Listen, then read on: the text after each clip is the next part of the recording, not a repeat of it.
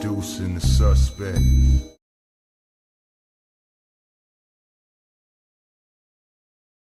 It's safe to say that our luck has officially turned around, guys. We are back, baby. We are fucking back. We're back. Yeah. Classic. We are back. We are back. The usual suspect thing. Look, US 6 where the real ones politic get. Late night smoke with the fight game where the critics sit. Every punchline got a barcode and a timestamp. Receipt talk, we ain't never had to spin facts. Dr. KG with the pressure and the pause. Voice cut through the static and the industry noise. Live from the mud where the coaches still breathe. Where the fans want truth, lot of company feed. No scripts, all pain, all perspective involved. We seen puppets get promoted while the real get ignored. So we built our own table out the blood and the scars. Now the channel got motion from the hoods to the stars. Art fell in the lab like alchemists with the boards. Man, scientists, energy, plotting seasons and scores. Dana Black with the pool picks, sharpen the brand. Made accountability a language they don't understand. Tales from the B-side, let the underdogs vent. Open mic turn the casual fan militant. Suspect teens get dangerous after dark. When them uncomfortable truths start hitting the heart. We ain't ESPN polished, we the alleyway version. Where the dialogue raw and the smoke got substance. Fight previews, recaps, community ties. Call-ins from the people, let the real ones decide. Boxing, culture, entertainment all blend. Soul loops, dusty drums, street sermons and sins. This ain't just content, it's survival and code. Built for the fans, tired of narratives getting controlled. So subscribe if you came for the authenticity. Where opinions got facts and the passion got history. US 6, yeah, the movement's still growing. It's a usual suspect team, and the whole world knows.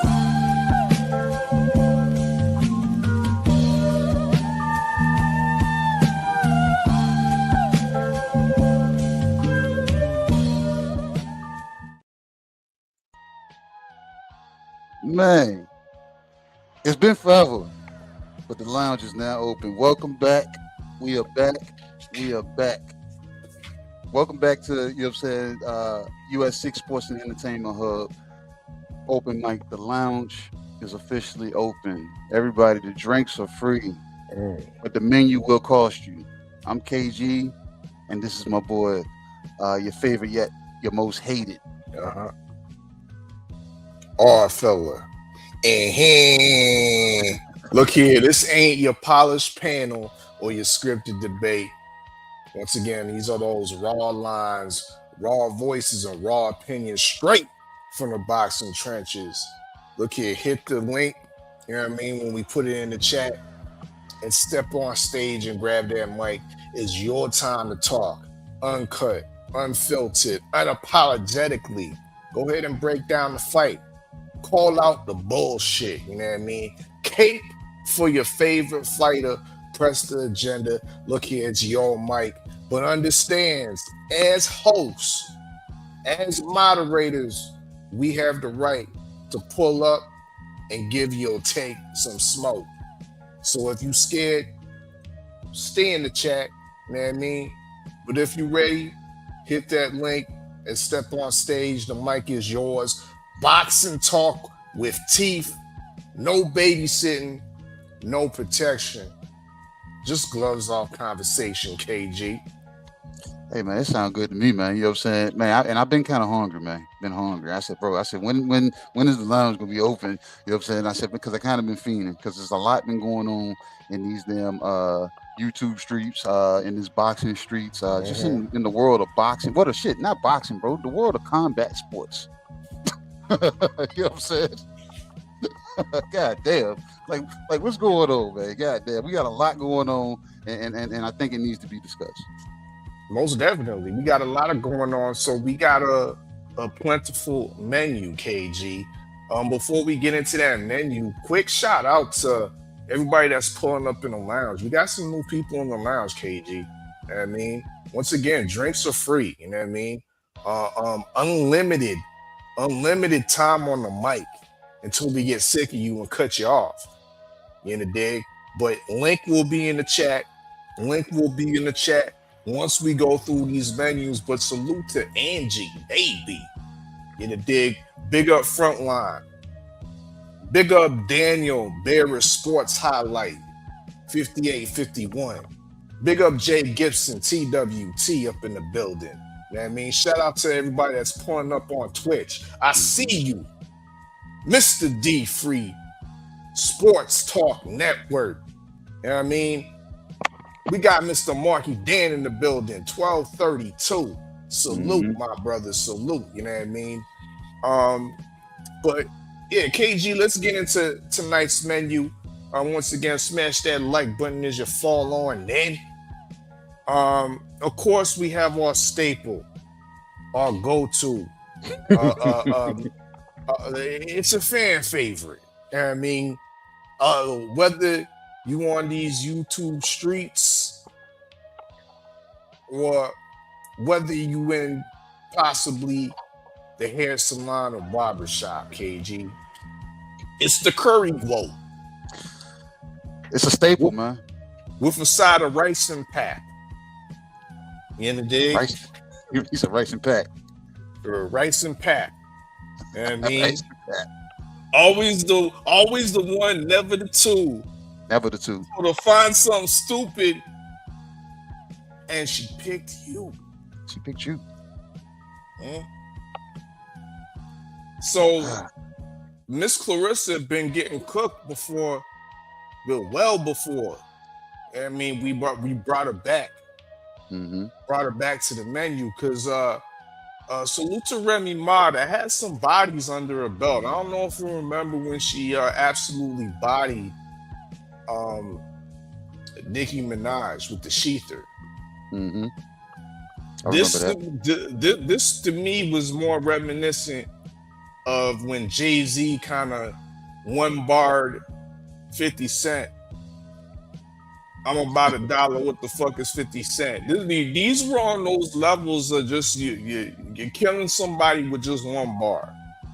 Always the one, never the two. Told him find something stupid to play with, and he picked you. Yeah.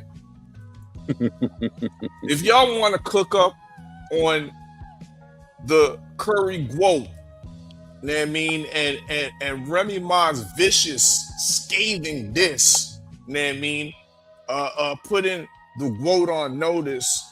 The mic is yours. We will all. I must also remind you that the vote is not about just about the bullshit and the foolery and the ratchetness, because she will be announcing the fight, KG, coming Wednesday. Wednesday will be a fight announcement. You know what I mean? So we're patiently waiting for that announcement to come, and she wouldn't give no leads on who the fighter may be. But shout out to the queen, Shawala Ya, yes indeed boxing, because she definitely gave us a lead on who she will be fighting next, and we'll break that down a little bit later, of course. You know what I mean? Next on the menu, KG, I think is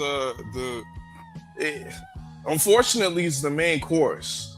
Ew. But it's not supposed to be the main course, but it is the main course. Ew. In my opinion. You know what I mean? For those of y'all that are from the UK, you might be familiar with a little bit of spotted dick. Pause. What?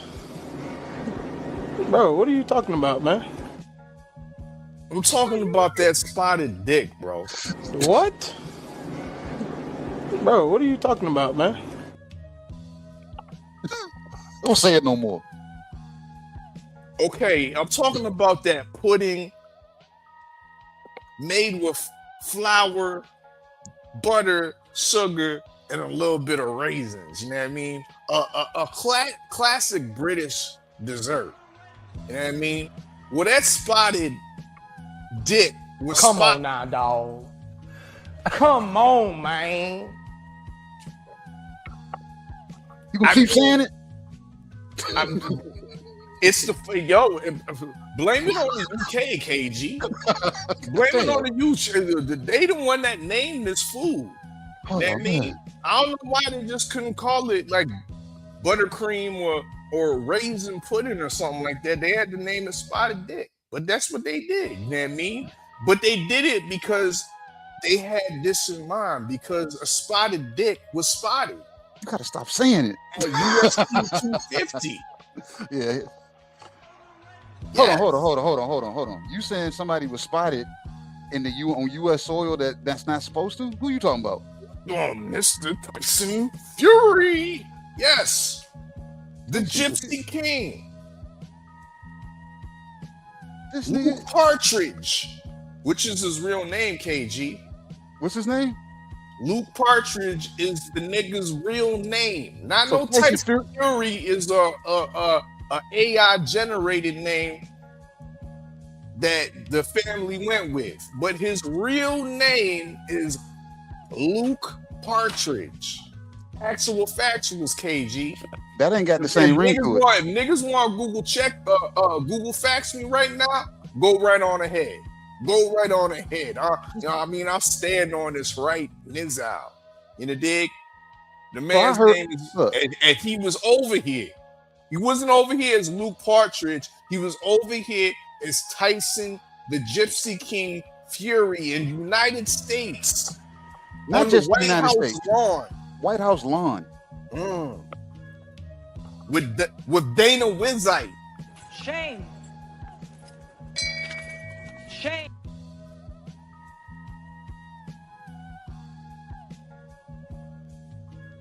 And it seems like the ban has been lifted. We all know his connections to the notorious, not glorious, Daniel Kinahan. Huh? But of course, for those of y'all that's been under the rock, Daniel Kinahan has been captured, or he has turned himself in to the Irish or to the Dubai police, and the last I heard, he was being extradited to Ireland. But spotted dick has been spotted. Pause. That's on the menu. We gonna definitely continue to cook on this British favorite dessert, spotted dick. Excuse me. Damn, man. And they order that with confidence. They do. They do. What's next on the menu, man? Fuck it, man. Yeah, God damn, man. You ruined the whole show. I thought we was on the Agnew podcast or something. Shit. Well, this is not gonna settle your belly too much more, KG. What we got? The King's Plate. What's on that? It's a plate fit for a young Targaryen. Huh? The blood of the dragon. A plate fit for royalty. You know what I mean? This plate was supposed to have, or used to have, Mick Ryan Garcia on it. It went from Mick Ryan Garcia to Poulet to Richard, also known as Black and Richard Chicken. Black and Richard. On the King's Plate used to be Rolando wings, coated in duck sauce, KG. That's no longer on the table. Who's supposed to be on the King's Plate is some Keyshawn nuggets and a side of shitty cuz. You got to explain that, man, because I got an issue with that. I might have to jump off this damn show and actually hit the link myself. What are we talking about? Shitty cuz and Keyshawn nuggets. Targaryens. You know what I'm saying? Where we at? Ain't they on the King's Plate? Ain't they on Devin Haney's plate? I mean, I don't know, because I'm misled to what's really on or did I anything. say it wrong? Should I say the main shitty cuz with a side of Keyshawn nuggets? Because they supposed to be on the play, KG. They supposed to be on the goddamn play. They And supposed to be on I'm the hearing a lot. I'm hearing a lot. It's a But I Targaryen haven't in the been same really. restaurant. I haven't really been listening intently. But I've been hearing a lot of people, a lot of creators, a lot of fans showing their dissidence and their dissatisfaction for your boy Shakur Stevenson and Mr. Keyshawn Davis, brother. Bro, they might be on the menu, but is the damn Targaryen in the right restaurant? Yeah. Might be in the wrong restaurant ordering. Bro, you don't need to be in the restaurant when the nigga got Uber Eats and skip the dishes and all that shit, nigga. So they supposed to come to him. They supposed to come to him. Mm. He ordered up some shitty cousins, some Keyshawn nuggets, bro. The king must eat. Okay, so what is we doing? So look, what is we doing, Jay Prince? You said it in the right order. Out. You said it in the right order. You said Keyshawn and then you said Shakur, right? So if Keyshawn is there on the menu, he's accepted that menu placement, and he said, "Hey, ain't I your mandatory? Are you willing to get stripped to drop down 3 pounds to go fight somebody that's smaller than you?" So who is moving? Who is? I don't think the Targaryen is in the right restaurant. So hold up, my brother. And then I think he's ordering Uber Eats from different damn countries. He is in the right restaurant, bro. I mean, he is in the right restaurant. But now it ain't Devin's fault. It ain't the young Targaryen's fault that he done went to a Jamaican restaurant and all of a sudden these niggas ain't got shit. Let me get some Keyshawn. Nah, we ain't got that. We all out of that. Let me get some shitty cuz with a side of cornbread. Nah, we ran out of that this afternoon, nigga. They said the Targaryen don't eat for free. He has to put the money up to make the fucking food be produced. Where is it at? He eats for free. He eats so he can order from Uber Eats and DoorDash, but he doesn't have to pay for it either. Yeah. Tell your boy Jay Prince, you know what I mean? Stop being an obstacle, bro. That's what you need to do. Not an obstacle. I mean? And if you got something to say otherwise, you need to break it down later on in the show. I'm gonna post a link in the chat though. You know what I mean? Tell them to send a proper offer, not just public talking. Like real business is supposed to be handled behind the scenes. We're talking out loud, and no money has been discussed. Nothing is there done. So is it the food not showing up, or is the damn food the person that wants the food that says they want the food not showing up to the table to eat it? Bro, well, first of all, the food's kind of suspect because you got these niggas talking about we the number one in the WBO, we the mandatory, brother. How did you get there, bro? Hey man, politics and boxing. You know bro, how that shit works. Don't give me hate, man. Politics and boxing, brother. You already know that. How did you get there, bro? I'm there.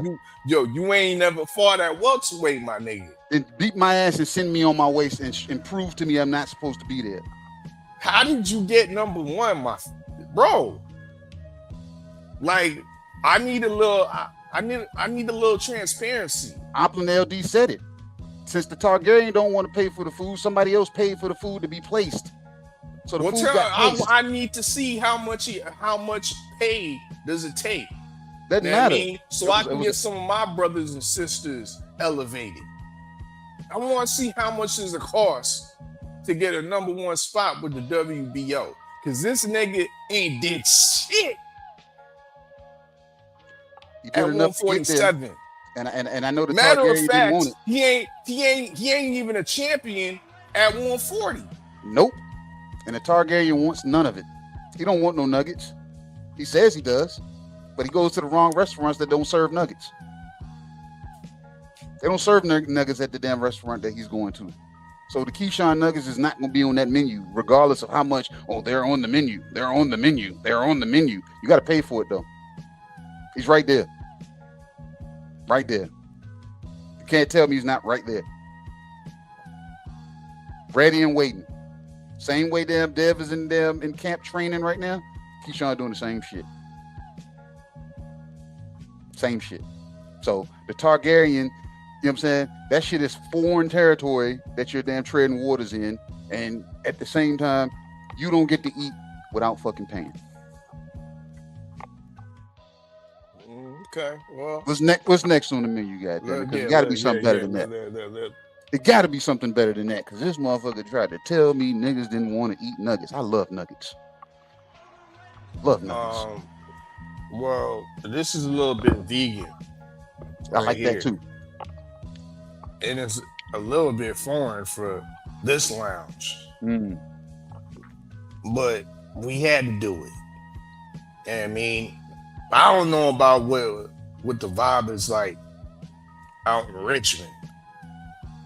But I know the select host cities in and around North America. I know where I'm at.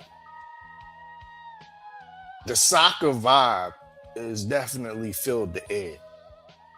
So we are serving you some FIFA salad. And you know what I've realized, KG? What's that? That FIFA, which is essentially the sanctioning body for soccer. They're the overseeing power of top tier soccer, right? They're like the WBC, bro. They are equal. They trying to put their mouth on everything? They put their mouth on everything. They on some corruption shit. And they right out in the open with it. They right out in the open with it.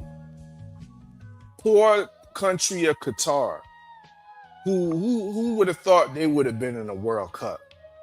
I mean, somehow they put together a team that's made the World Cup. Them niggas played a perennial European squad in Switzerland. Was able to get a goal against Switzerland. Or was it their goal got actually called back due to a offside? Now, in FIFA rules, they have like an instant replay that shows that gives you the generated image of like the players if they're offside. Somewhat similar to the camera, like the camera filter that tennis use to like show if the ball's inside the line or outside the line. It's that accurate. Well, at this instance, for some reason, FIFA claims there was a glitch in the system and they wasn't able to retract the instant replay or the generated image, exonerating or giving Qatar that goal.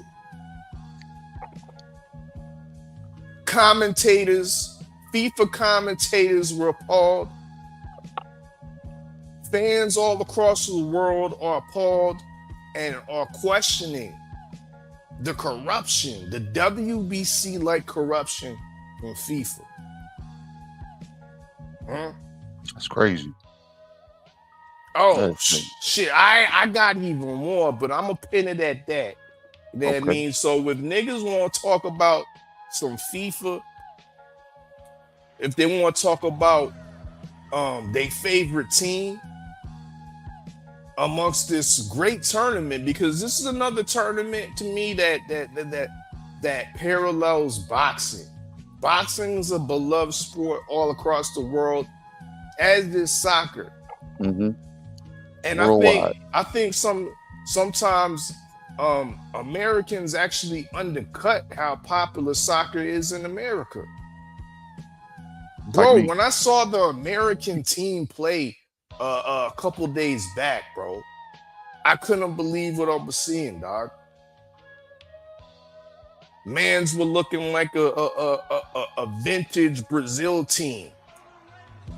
Fluidity, creativity, ball control. I'm like, what the fellas are these motherfuckers practicing at? Cause they was looking nice. You know what I mean? So yeah, if you want to talk that FIFA talk, the mic is definitely yours. Of course, we got a secret menu item. You gonna tell them already? We might as well put it in. Might as well put it in. You know what I mean? Because I really got. It's surprising to hear all these MMA fans. They always be hating on boxing. Don't you notice that? Oh yeah, of course. They Most always definitely. be hating on boxing and shit. Like my late great mama used to say, ain't nobody thinking about your ass. You know what I mean? Like for real. Like when a boxing fan goes over to MMA space, we over there just appreciating good combat. Mm-hmm. We ain't over there looking like, oh yeah, boxing shits on y'all niggas and shit. Yeah, nobody do that shit, man. Ain't nobody doing that shit. MMA doing that all the time, bro. Niggas over there boxing chat, or you know what I mean, or MMA in the MMA chat, all of a sudden niggas be talking about boxing. Like niggas ain't thinking about y'all niggas, bro. He ain't lying. So if we got some MMA flunkies, if we got some MMA not flunkies, but if we got some MMA hardcores, the mic is yours. Feel free to pull up and give us the smoke if you feel otherwise. You know what I mean? If you feel otherwise, that you have the right to talk that talk and shit on boxing every time you come into a boxing space. Huh? Give us the breakdown of Cyril Gane against Chama, BBL Chama, because I heard BBL Chama. You know what I mean? They said 40 pounds went to his ass. Yeah. Yeah. Chama got a trunk. Oh man. I mean, give us the breakdown on Pereira getting stopped. That was absolutely egregious, KG, the way the UFC see. I mean, niggas call me Captain Zuffa. You know what I mean? But what this brother, pardon self, you know what I mean? Excuse me. You know what I mean? Hit the shame bell for me, bro. Shame. Shame. Shame. Shame. As such, now this bald-headed goofy, Dana White, you know what I mean? All lead up to the fight, they had these corporate UFC commentators saying that this is the heavyweight championship fight. I mean, this is gonna be great. Chama BBL Chama has a chance to get his third heavyweight or his third world championship in the third division. How? This is interim. This is interim, my nigga. This is a trim belt. This is not the fully. You know what I mean? It's not the whole thing. You got to go through Mr. Tom Aspinall, my nigga. Y'all thought I was a casual with this shit. Nah. You got to go through Mr. Tom Aspinall. But there's so much nasty work going on around the UFC and Dana White that Dana White didn't even invite Tom Aspinall to pull up. That's crazy. Tom Aspinall had to get get his work over with the zone circus of Tommy Fury versus Eddie Hall. Aspinall couldn't get clearance, bro, because they passed out the last credentials to Tyson Fury. Tyson Fury and Sean Strickland, I suppose. Yeah. So Aspinall, you know what I'm saying? He didn't pass the clearance. Shit, that nigga, Gypsy King was up in that bitch. Connor Benningham was in that bitch. Ja Apatow was up in there. What? Look. So if MMA has such disdain or the need to talk shit toward boxing, why those three gentlemen didn't get jumped? Or wasn't Bud there too? Why they didn't get jumped? Why they didn't get jumped? We need to mention Sir Budrick attending.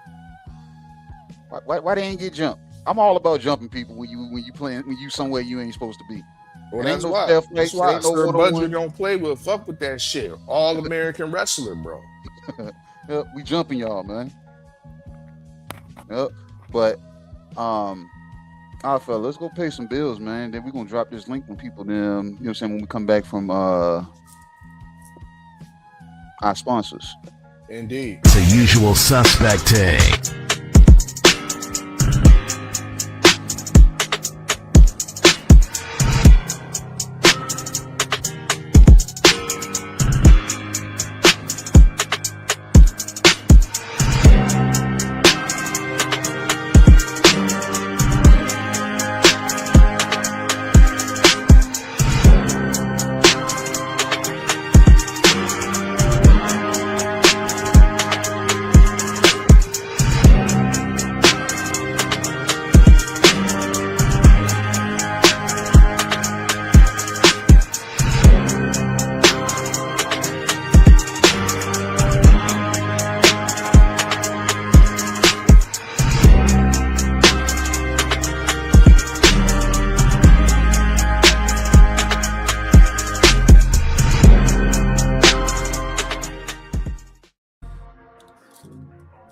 And we are back.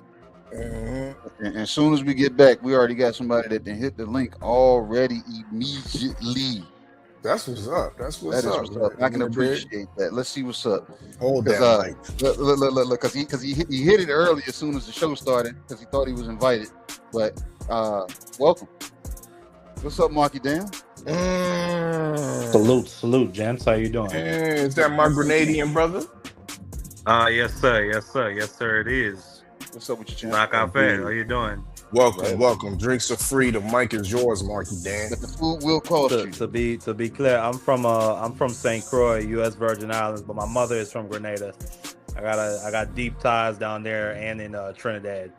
But I appreciate you for repping the home team, man. That's what's up. Indeed. What would you like to order, champ? I mean, y'all said a lot. It was a lot. Well, just firstly about the World Cup. That's where I didn't even watch the whole game. I just saw that Qatar came back and evened it up. But if that's the case, I didn't hear about the controversy. That's crazy. Because a dude named Latina, he bet, well, I don't know if it's a dude. I mean, he's an anonymous person. He bet $800K on Switzerland to win it. And if that's the case, that, you know, Qatar, they bought the orange guy, that big private jet. If that's the case, that Qatar maybe put in a call to the referee's booth, like what happened with Tank Davis, where the replay booth went out in between rounds. I mean, that's wild work. And then to follow up, that same person, Latina, bet $500K on Alex Pereira to beat Cyril Gane and F that all. So that's $1 million that dude is in the hole for a week worth of betting. But hey, that ain't my money. But outside of the World Cup, I just want to say that UFC card, I've been a UFC fan since I was 9 years old. I came up watching GSP, Anderson Silva, Rampage Jackson. Me and my dad, we watched all the old Pride FC and WEC. And I used to love back in Strike Force with Robbie Lawler, DC, Nick Diaz. So I'm a MMA junkie. bro. I love MMA to death. You making me damn revisit because you're showing your MMA age. Because me, I left MMA alone long. I left it alone a long time ago. I came around. That's great. I'm 26 years old. Okay, you know what I'm saying? I got you by some years. I ain't gonna say how many, but I came up. Well, this is gonna tell you how old I am. I came up when UFC was pay-per-view only, and they didn't have weight classes. Yep. I know exactly what you're saying. That's them Tank Abbott days. Yeah, on Friday. Niggas was wearing robes and shit. Yeah, I remember that's back in the days. They had a dude from Hawaii, and he came like this back before that you had the established styles. He came with the Hawaiian energy, Kalalua, whatever style, and Tank Abbott knocked him out clean in 11 seconds. Abbott, goddamn, and had his arms sticking up in the air, stiff. You keep showing your age, man. You said Tank Abbott. Oh man, see, but like I said, everything you saying, Strike Force, WEC. I used to train with guys from WEC. You know what I'm saying? Strike Force, Pride, all of that. So, bro, you're taking me back right now. But I got so far away from UFC.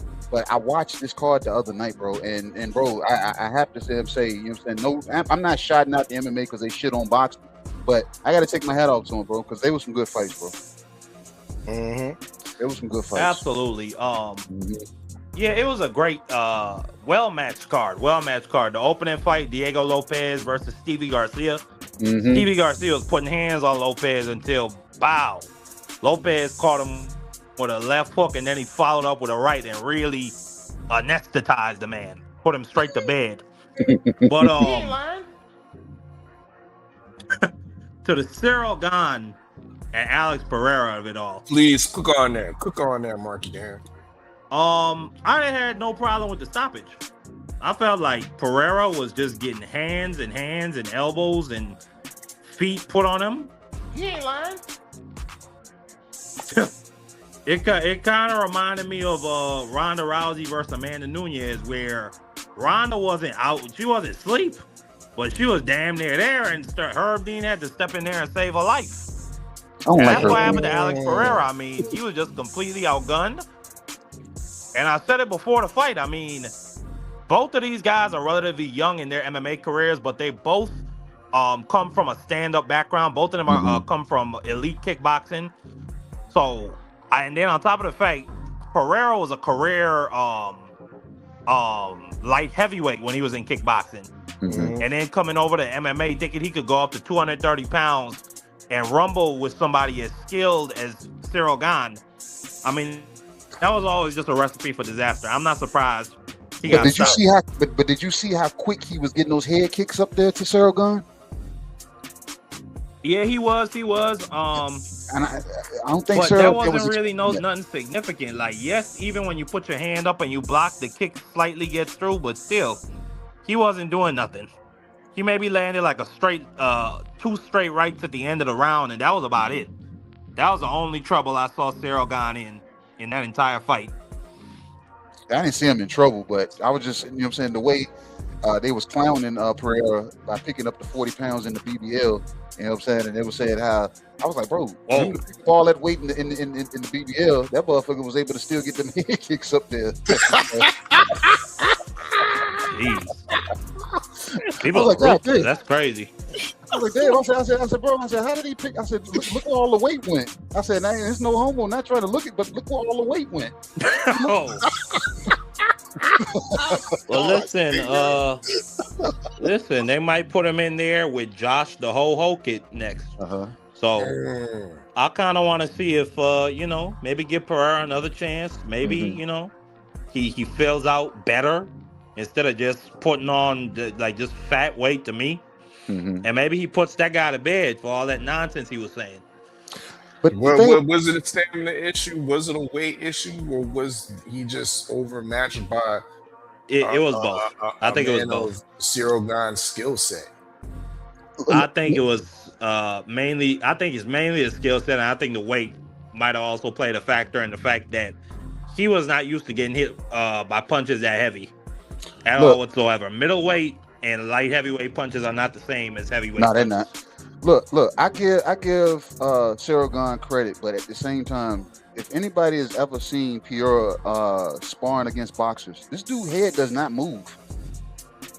So Pereira, yeah, I seen yeah, it. Khalil Cole was piecing him up. his head does not move. So when Sargon started landing, I was like, bro, this is murder she wrote. Because I'm like, you can't be tough and try to just stand up to this, man. I'm like, this dude is 200. Sargon is what, 240, 250? Yeah. You can't stand there and, you know what I'm saying, and not move your head. I understand you coming up in weight, you're supposed to be the faster fighter. You should have damn quicker reflexes, but this ain't the damn time to show that you're tough, especially that early in the fight. You gotta wear that. You gotta wear him down. Sargon has been worn down. We seen when he fought Ngannou. And Ngannou was just picking him up, tossing him wherever he wanted to put him. You know what I'm saying? Absolutely, yeah. I agree 1,000%. It was just a lot for Alex Pereira to deal with because Sargon also had. I think I saw him shoot a couple times just to keep Alex Pereira honest, or just to give him something to think about. I think those shoots were fake because whenever you ever seen Sargon shoot in and go for a shoulder and a leg at the same damn time? No, yeah, that's what I'm saying. I don't think that he was actually trying to take it to the mat, but he was just doing that to keep Pereira honest, I guess, or to give him something to think about. And then that's just a lot. Like when a dude, when he did it, you know what I'm saying? Yeah. And in the main event, you saw Gaethje do that a lot. Gaethje would like fake shoot, or he would just like shoot for the clinch and then hit Topuria with some uppercuts. He had to break Topuria down though, because you saw when they went to the ground, he couldn't do shit with Topuria on the damn ground. Topuria was getting there 4 mounts easily. I was like, bro, he has to do something. But he weathered it, and like what's the guy's name? I always say it wrong. His opponent. You just said it. Oh, Topuria? No. Gaethje. Yeah, Gaethje. Yeah, bro, Gaethje. You can tell he's been seasoned to go through wars. You know what I'm saying? Because he was tired as fuck the first 2 rounds. Nah, they call Gaethje Homer Simpson. Like he's just that type of guy. He just takes him, he just eats him up and comes back. That body work was ridiculous. You don't see body work like that, like dedicated. Nah. So and the way he folded up, and he even said, bro, he caught me in the liver, man. And he said, I didn't know if I was gonna shake back.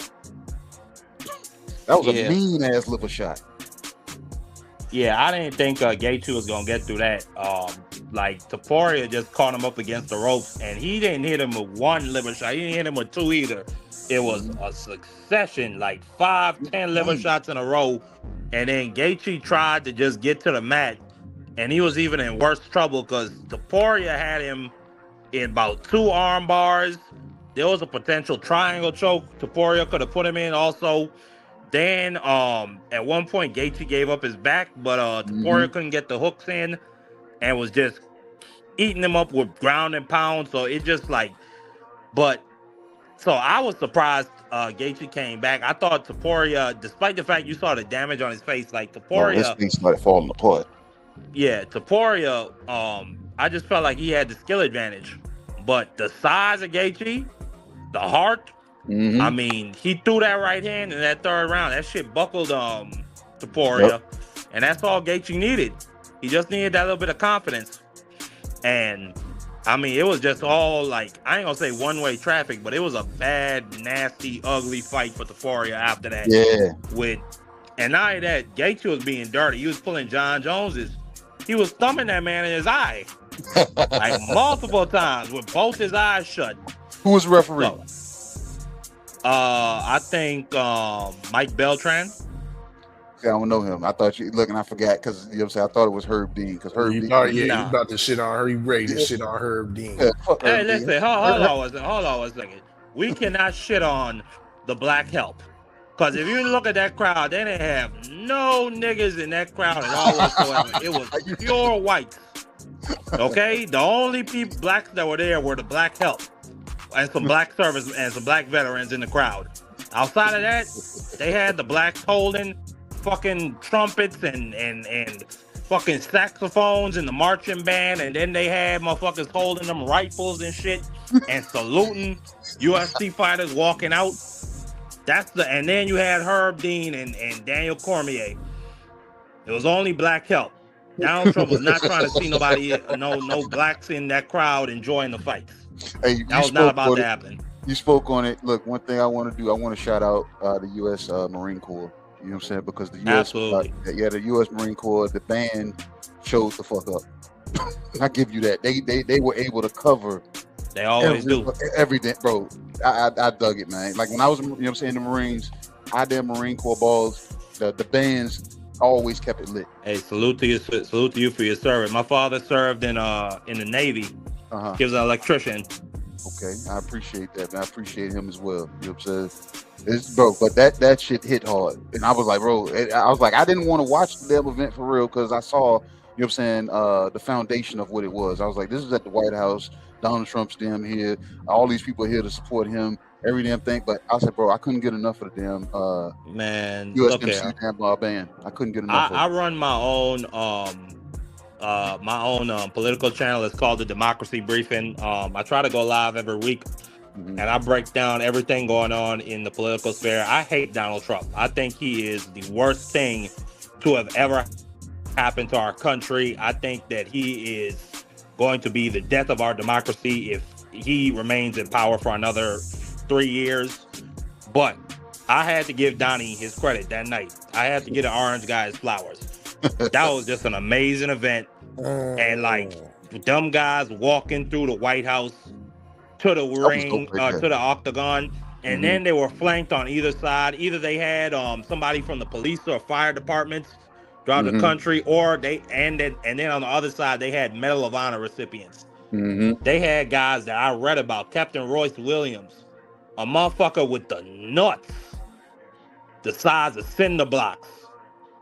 In the Korean War, he went toe to toe with 7 Soviet fighters by himself. And lived to tell about that shit. A whole host of other heroes they brought out there. We didn't have any blacks. We didn't have any black Medal of Honor recipients. We had a Moroccan boy. It was a boy from Morocco. You know, he served, but salute to him. But still, that was just an amazing event. And you know, and I know you said MMA fans like to shit on boxing. I feel like boxing do a really good job of that by itself, just being honest. Like, because the products are not on the same level. They're just not. On a weekly basis, you get the best matchups in MMA. And not just the best matchups, but the most consequential matchups. After this fight, we got Manil Kape fighting next week. And he's probably, and the winner of that fight between him and oh boy, I can't think of his name right now. That's gonna be the number 1 contender for the flyweight championship. And that's a weekly thing we have in boxing. You know, a lot of people complain about you know, the fighter pay, but listen, I want the fighters to be healthy. I want them to get out of there safe. And I want them to make as much bread as they possibly can. I support them in that endeavor 1,000%. But if you continue to re-up that UFC contract and you stay there, my nigga, I'm just trying to see fights. If y'all ain't gonna build this, if y'all are not gonna unionize, then I'm not gonna push y'all to unionize. And I'm gonna just keep sitting there eating up these great fights. And I pray to God, Zuffa, yeah, you said somebody called you Mr. Zuffa. I'm Mr. Zuffa. I'm Captain Zuffa. Nigga, I pray to God the UFC centralized model comes to boxing. I pray to God it do. Because like we can't keep doing it. Listen, I'm very appreciative of my favorite fighter, Monster Inoue. He gives us like 2-3 good fights a year. I'm appreciative of the Junto Nakatani versus Monster Inoue. And we might get Bam Rodriguez next. I'm appreciative of my Grenadian brother Daniel Dubois, Ole Dubois. What he did to Fabio Wardley's face. That was an epic classic heavyweight fight. And I'm appreciative of this Boots Ennis that we about to get. But that's like skips and hops and skips and drip feed. And then it's like after this, what we got? We got what? Canelo versus Billy? Manny Pacquiao versus like Floyd the Z-Force boy Mayweather? Like, I'm just sick of this shit. I'm sick of this, bro. Well, I'm not sick of it because I'm a boxing addict myself. I love boxing. No, I hear you. But it really like it you want just a kills me schedule. that we don't get it on every other league in the entire world has a schedule, and we know every other sport. We know that the best are going to compete against the best. In the UFC, the champions don't get to fight nobodies. They have to fight the number one contender in their division, or else they're out. Unless they're John Jones, who got leverage like that. I'm really sick and tired of the current model of boxing. That's just my thing. And I feel like the UFC product is way better. Like head and shoulders. But I don't know. What y'all think? I hear like some of, you know what I'm saying, what you're saying, and I do agree with you. But the same way I said you showed your age when it came to UFC, you know what I'm saying, to MMA. Currently, like I said, the people that got off the damn boat like me, we don't know who these guys are. You know what I'm saying? And then with them fighting so often, I don't know who they are. I don't like the guys that fought the last night. I didn't know none of those guys. The only person I think I knew on the whole card was Derek Lewis. You know what I'm saying? I didn't know anybody else on that card. And Tempur, only reason I knew him is because he was talking shit about beating Bud up. Other than that, I don't know these dudes. You know what I'm saying? Well, but that's the thing though. But I get what you're saying. Even if you don't know them dudes' names, and then we don't. You are assured that those dudes with numbers next to their name, they are bad MF. Because you don't just get a number next to your name for nothing. You can't call into the WBA and say, listen, we're going to slide you X, Y, and Z amount of crypto. Give our 2-0 fighter a ranking next to his name. You can't do that in the UFC. You got to fight for them rankings. Yeah, like Josh Hogan, the guy that beat Derek Lewis, he came in his 8th fight as a dude that came from football and beat Curtis Blades. I don't know if you know who that is. I know who that is. And then look, mark it down. Curtis Blades a killer. Mark it down. Check this out. And then at the same time, if we are selling the UFC to casuals or novice or people that don't know shit about the UFC based off of last night's card, that's misleading because we know all fights don't result like that. Some of them get to the fact they roll around for 25 minutes on the ground. So like I said, it can't be as entertaining as boxing when we get damn jiu-jitsu matches that people are not going to appreciate or respect. I hear your point on that. Yeah, I just have to accept your point on that because I like the rolling around. Pause. I enjoy like the technical aspect of jiu-jitsu and wrestling. You know, it took me a while to get there, but after watching it for so long, I really just like I can appreciate it.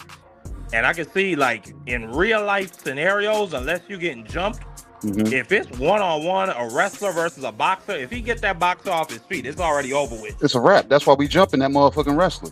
There you go. There you go. That's what I'm saying. And if you there, Marky Dan, you better help us and jump us because we're going to turn around and jump your ass. You know what I'm saying? So that's how we get down. I don't know about that. I don't know about that. I might call the police, just being honest. Oh man! And then moving on. You still hungry? Go ahead, my bad. Yeah, you still hungry? What else you want, man? You want some of that spotted Tyson, the crack-headed punk Fury. Nah, let me not do that to Gritty Belly. I used to hate Gritty Belly for a long time because I just, I didn't like the racial aspect of Wilder versus Fury. I didn't like when they came out with that statue of Tyson Fury standing over that black man. I didn't like the fact that for whatever reason, the majority of Americans were rooting for a foreigner over Deontay Wilder. That really just peeves me. But I gotta say, man, Gritty Belly, he's good for boxing. And I was like, I wish I had a camera on me for that. My reaction when Usyk had him wobbling and flobbing his fat ass around the ring. But all that being said, with Donald Trump in office, that ban on Tyson Fury, because there was reporting that came out that he might have been aware of Kinahan's illegal gun running, and he might have also been aware that money was being used to finance his purse, which is all type of money laundering and criminal conspiracy charges. Now you got the orange guy in office. You know, the orange guy is very good friend. Well, I should say Turkey Al-Sheikh is very good friends with Jared Kushner, Donald Trump's son-in-law. And it looks like he done got that investigation into Tyson Fury and the band scrapped. So, however you feel about it, I mean, he did recently thank OG Turkey Johnson for allowing him to be up in the U.S. after 5 years of being banned. Go ahead, Marky Dan. Absolutely. And he came out with that just stupid hat.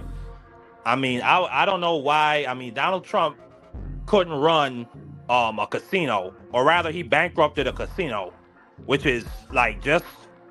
I mean, do you understand how difficult it is to bankrupt a casino? And you want this man to be the prime minister of your country?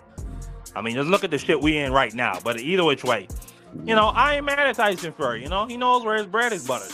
You know, he probably want to come back in the States and maybe get some more bread. Mm-hmm. You know, whatever the case may be. Maybe Turkey trying to set him up on a card over here. I don't know. So I listen. I ain't mad at it, but I will say it's disgusting that the heavyweight champion, you know, was not there. People say he's not undisputed. Some people say he didn't really fight for that belt. Whatever. Hey, whatever you think, my boy. Thank you. It's disgusting that Tom Aspinall was not there ringside. He didn't make it through clearance. Yeah, he didn't make it through clearance. He didn't get proper clearance. Is that actually what happened? Bro, they weren't even speaking his name, KG. Yeah, they wasn't. They didn't bring him up. Like, yo. Hey, that's just nasty work. Hey, Marky Dan, you know how you came in and you were speaking all about your disdain about, you know, saying about the president and everything. You saw what the Capitol's field and the the yard, the field, and the White House's yard looked like, right? The last time I seen it look like that, I was at the 25-year Million Man March. So if y'all got that much disdain, y'all got to fight through all that to get to him. Because, like I said, majority of those people support it. And like I was telling our fella earlier, UFC, they have good turnouts. But did you see that? This was standing room. These people chose to stand for that long period of time. Yeah, that was 30,000 people. I mean, 30,000 Dana White didn't even have to put out no chairs for the motherfuckers. I mean, the motherfuckers just put out some picnic sheets on the ground and blankets, and you know, they cuddled up with their kids and their wives, and they watched some good old UFC on a couple big screens Dana White put out there for them. And then I you know what I'm saying, I agree with you on the UFC and boxing, you know what I'm saying, formulas, because UFC fans was cool with that.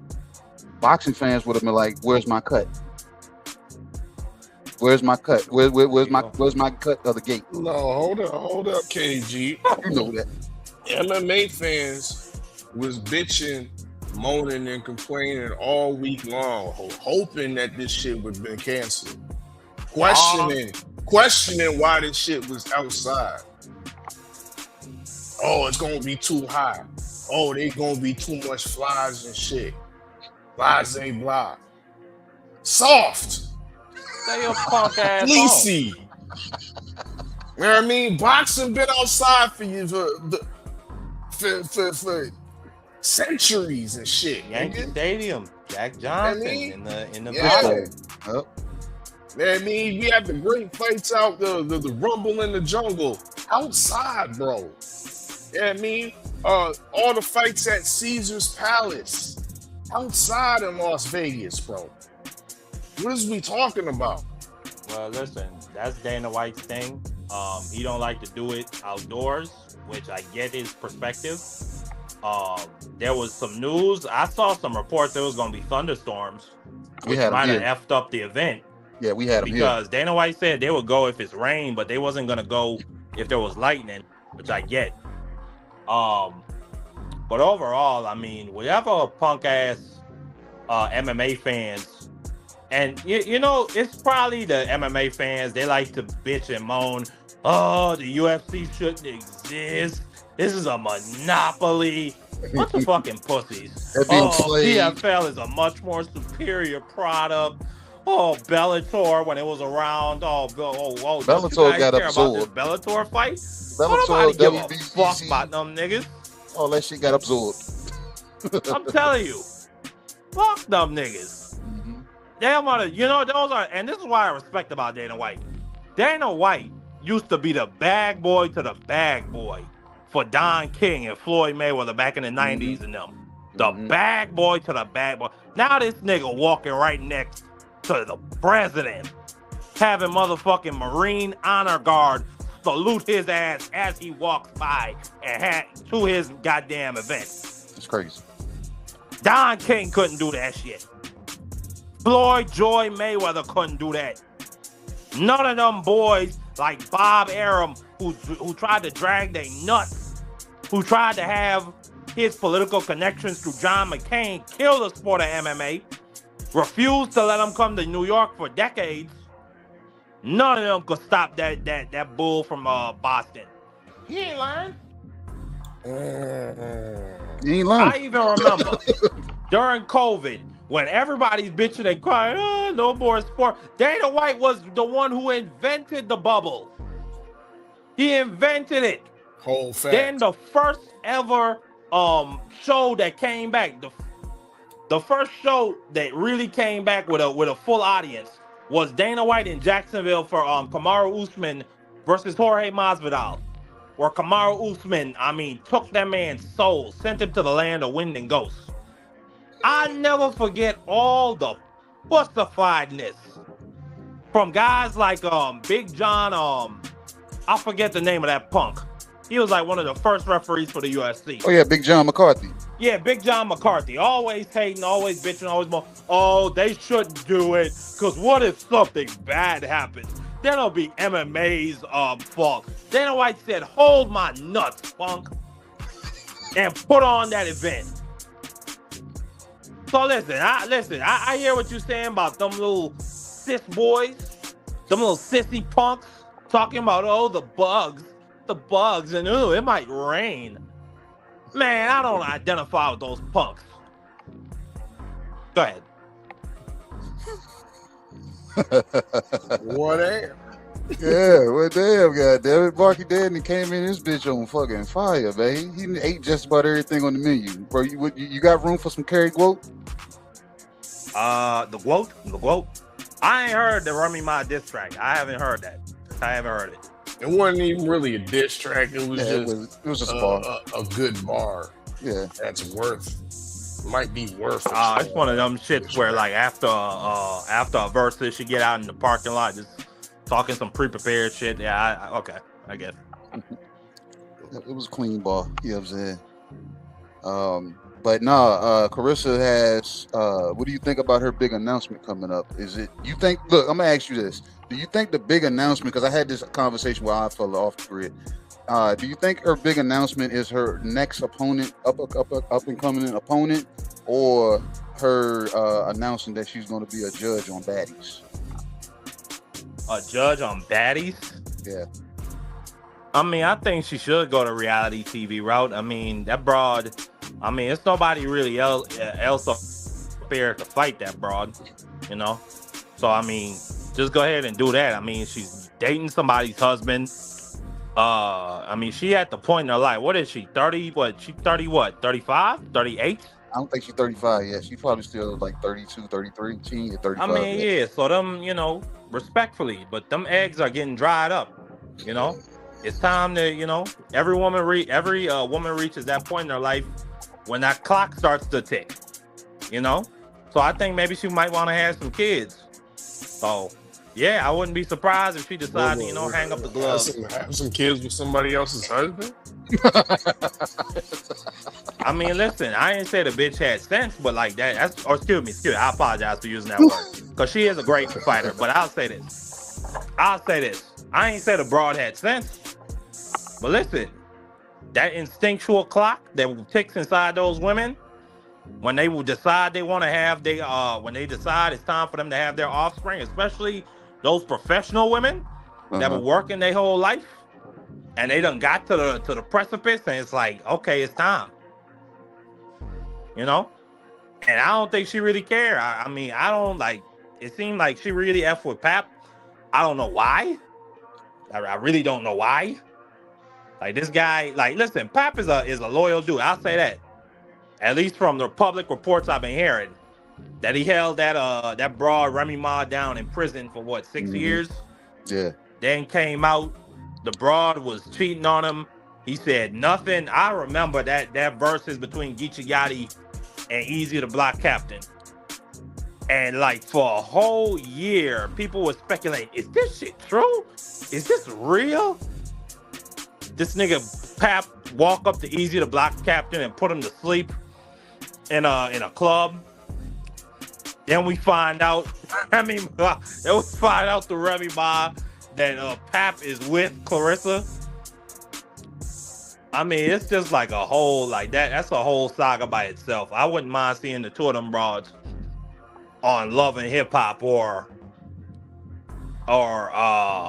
what's a good name?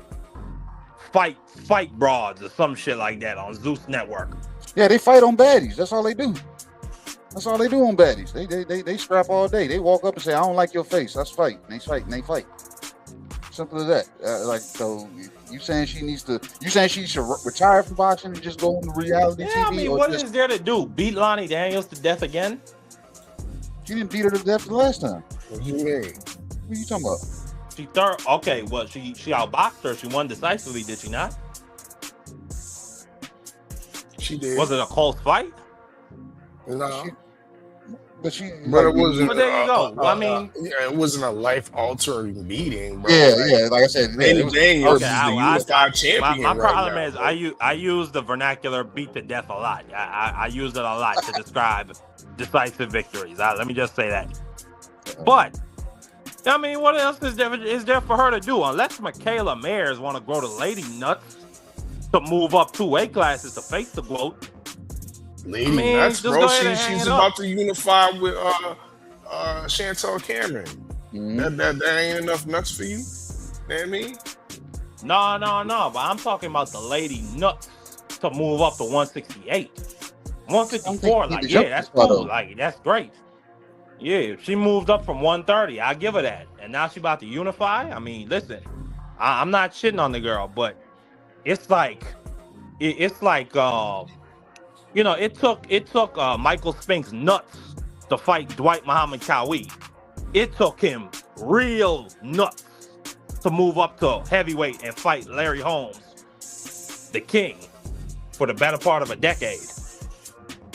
That's all I'm saying. That took him a good bag too. There you go. And I think both of those ladies will get paid a decent bag. I think they could get paid, a $5 million total purse, maybe $10 million total purse. You ain't making no sense right now, bro. Yeah, I don't think you're talking about lady nuts, pause, but Michaela Mayer's on MVP, bro. And then I don't think she's jumping all the way. In that case, it's nothing for Clarissa to do. You just made my point. You don't fancy Miss K Scott, the 5-1, the 5-1 champion. No, I don't either. Because that's probably going to be the announcement coming this Wednesday.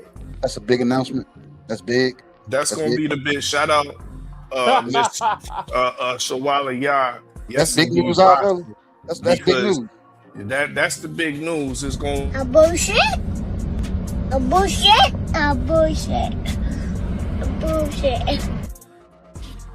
K Scott will be not Lauren Price, because if it was Lauren Price, I'd be halfway interested, even though that's still a sizable gap and there's no history. I mean, there's no real bad blood there. You know what I mean? Where you could say, look the other way with the whole AV situation, Alicia Baumgartner situation. I thought K Scott was the name of a college basketball coach. Thought it was a rapper. She might well be. She looked like it. She needed to be on the bench. She got no knockouts or one knockout. She got one knockout, bro. We got to put some respect on that one knockout. The Guat said, I'm going to damn fight somebody that has less knockouts than me. And I'm gonna honor the 5 fights that she has, but I wouldn't recognize a woman that had 15, 16 fights. Hey, salute to my guy Chopped Cheese Tommy from the Bronx. Salute to Chopped Cheese Tom. So you the one to be calling that motherfucker Chopped Cheese. Goddamn Tommy. Absolutely. And pastrami on rye boy. God damn. Pastrami on rye boy. You gonna call him out. He gonna end up there showing up to the lounge, man. Hey, I love that guy to death. He's a great guy, you know. I'm just trying to honor him. That's what he like to eat every day. Them sandwiches he get from them Italians and them Romanians. I ain't mad at them. Them shit look like they smacked. Indeed. Oh man. He said he ain't even pulling up to the other across the street to get the chopped cheese the Aki way. He going over there to the Italians to get his. Absolutely. Damn, Tommy. You getting white chopped cheese? Chopped cheese, he is a decent guy. Chopped cheese, he is a decent guy. You getting white people chopped cheese, man? You ain't getting it the Aki way? You're not getting it the Aki way from across the street, man. What we doing, man? You ain't never had Italian beef, bro? No, not recently. That sounded crazy. Yeah, I know, right? So, whoa. And that man said not recently. Okay. Not recently. Don't Italian beef for me, goddammit. Y'all can have that shit. Whoa. Yep. Indeed. Make sure everybody smash that like button in the dig. Let me post the link once again. Put it up in the chat.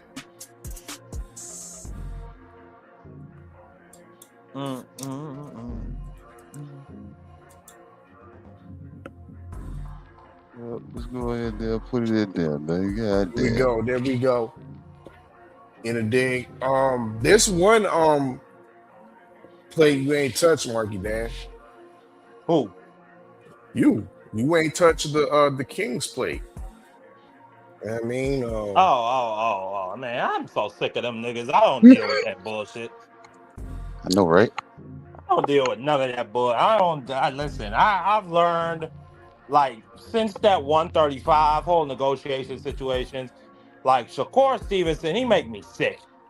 Like, I literally feel like vomiting if I were to have to sit down and listen to that little nigga talk for a long period of time. Or type.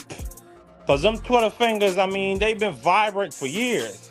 And it's rarely led to nothing.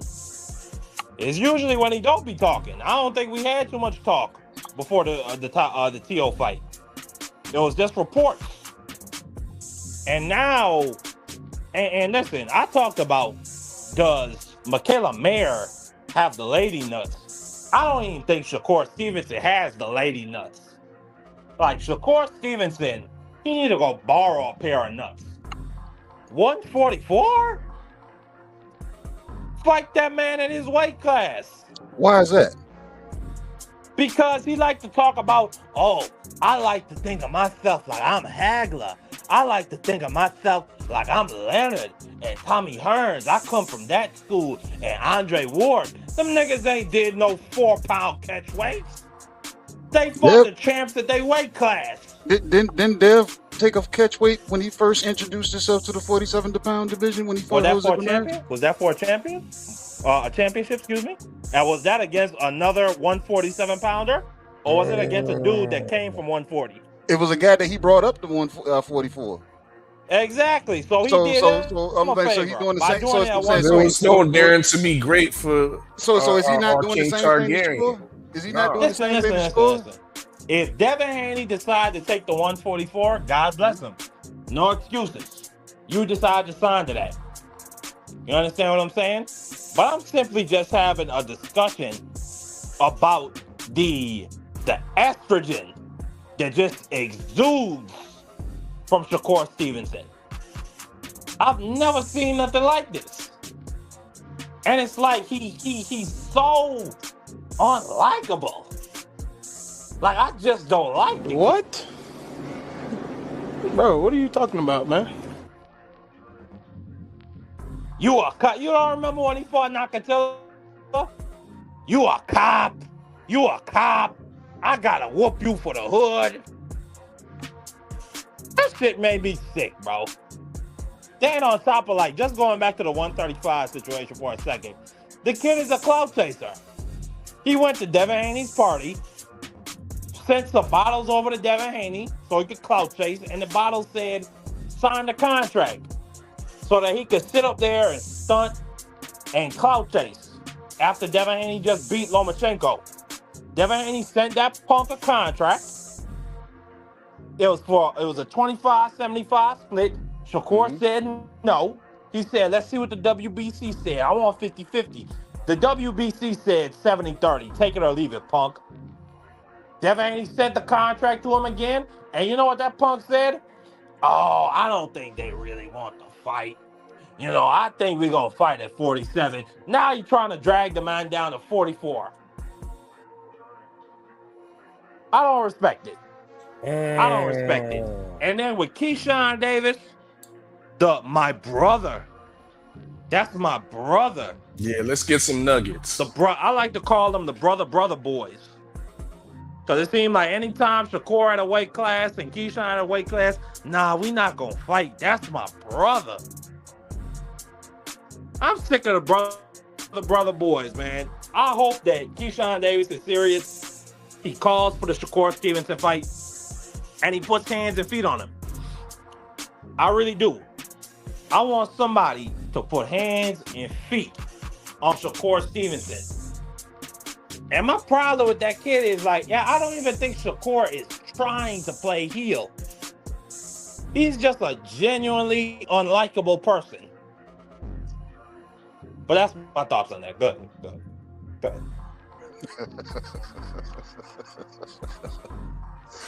Oh man, I need to find the mad rapper clip, man. You know what I'm saying? Tell him why you mad, son. Tell him why you mad. Oh man, I don't like the punkness. I don't like it. Oh man. I mean, my brother ain't lying, bro. I really don't. Doing some goofy shit. Like, to me, when we talk about this, all these motherfuckers move goofy outside the ring, man. You talking about Shakur, man? Yeah, I know, but I don't know what it is. They almost all go hand in hand for real. Shitty I watch all of them. Do Devin Haney move goofy outside the ring? Devin Haney don't say nothing because Bill does all the talking for him. There you go. That's not a good thing either. It's pros and cons to it all. So you being out look, when you out being out on goofy shit, yeah, those cons easily show. But when you got somebody speaking for you, we don't know if you really on that energy because somebody's speaking for you. So that's a con inside of that. You know what I'm saying? We know he's on that type of energy. Somebody's expectation, you know what I'm saying? Your expectation of you is written off of what somebody else is saying about you, not what you are saying about yourself. We know Devin Haney is on that type of timing because of his actions. We know that how? Because of what Bill talks him into. If Bill wasn't there, is Dev taking these same fights? No. I mean, you can say that about anybody. If I didn't have my father in my life, would I be on this path? You can say that about anybody. No, because look, as an adult, as a kid, you follow your parents, and then when you become an adult, you know what I'm saying, you start taking steps for yourself, and Dev is yet to take steps for real because Bill's still stepping for him. Because Bill done made this young man a multi-millionaire. Yeah, I understand that, but when it comes to fight business and fighters are talking, I don't need your manager. I don't need your manager / dad talking for you when I'm talking shit to you as a fighter. I'm talking to you, not your dad. You know what I'm saying? So that's all I'm saying. Well, look, as far as what Dev is doing, his skill set, he's doing his thing. But when people are talking, you can't compare when a fighter is saying some goofy shit or saying some thorough shit versus a fighter that's not saying anything at all and his dad is talking for him. That's what I'm saying. Give me an example. Yo, get the clip for yourself, D, because last time I checked, I saw Devin Haney respond more. Give me an example of the situation. You're talking about the Tank Davis? He responded. Devin Haney just tried to multiple times to shitty cut. He responded. And where you think the 144 came from? And then he said, and he agreed to the 144. Listen. He responded. And shitty cuts backed up off of that, bro. He responded verbally. He responded verbally, or he damn jumped in Twitter like everybody else that we're talking about that be on bullshit. You know these YNs, nigga. That's what I'm saying. So why is he not able to get on a platform? Shakur, didn't he just go on damn Andre Ward? I'm saying, where's damn Devin's interview where he's actually talking about this type of shit? Bill is damn making the damn rounds. Where's Devin at? He was just on with I mean, Max I can Kellerman and remember a Coppinger, couple bro, million dollar couple weeks back. games. I can remember a cigar talk or two, you know. But that kid, I mean, he's a millionaire. He don't need to promote himself for his fights. You know, it is what it is. I mean, like our fella said, he's King Targaryen, I guess. Yeah, exactly. If it ain't broke, don't fix it. I mean, I'm a multi-millionaire off of just doing my own thing, going on podcasts when I need to, not because some nigga, Shakur Stevenson, who wants to beat up police officers, not because he tells me to. I mean, it's like the brother said, King Targaryen. You ain't gonna force a dragon to do what a sheep want him to do. But look, then don't criticize what the sheep are doing. Then I mean, he's a dragon. He can do what he that's wants. what I'm saying. But I'm saying, if the dragon ain't willing to come down and actually speak for itself, stop criticizing what the sheep are doing. Let the sheep be sheep. Did he speak for himself when he said 144 and he'll get a fight? He said that in Twitter. Bro, you don't understand the royal hierarchy. I mean, man, I don't respect the royal hierarchy. That's the thing about it. The king has a number one. The president of the United has States a lead hand, and that lead hand is Bill Haney. Yeah, the lead hand is Bill Haney. And Bill ain't got him back in the ring since November because he has to find a name to actually fight and not somebody that the Targaryen can just carry on his own. Is that correct? Listen, I'll say this. That is the Liam Paro Crocker fight, even if that fight comes through, I mean, Devin Haney's not going to get one of those fights. Eddie Hearn said he got to sign a multi-fight deal if he wants to fight one of his fighters, which, listen, I respect it. Eddie Hearn protecting his business. But I do have a problem. I think Devin Haney should decide for himself, like, listen, ain't nothing wrong with taking a little tune up, a little, you know. That's what I'm saying. Look, go to Pro Box for one fight.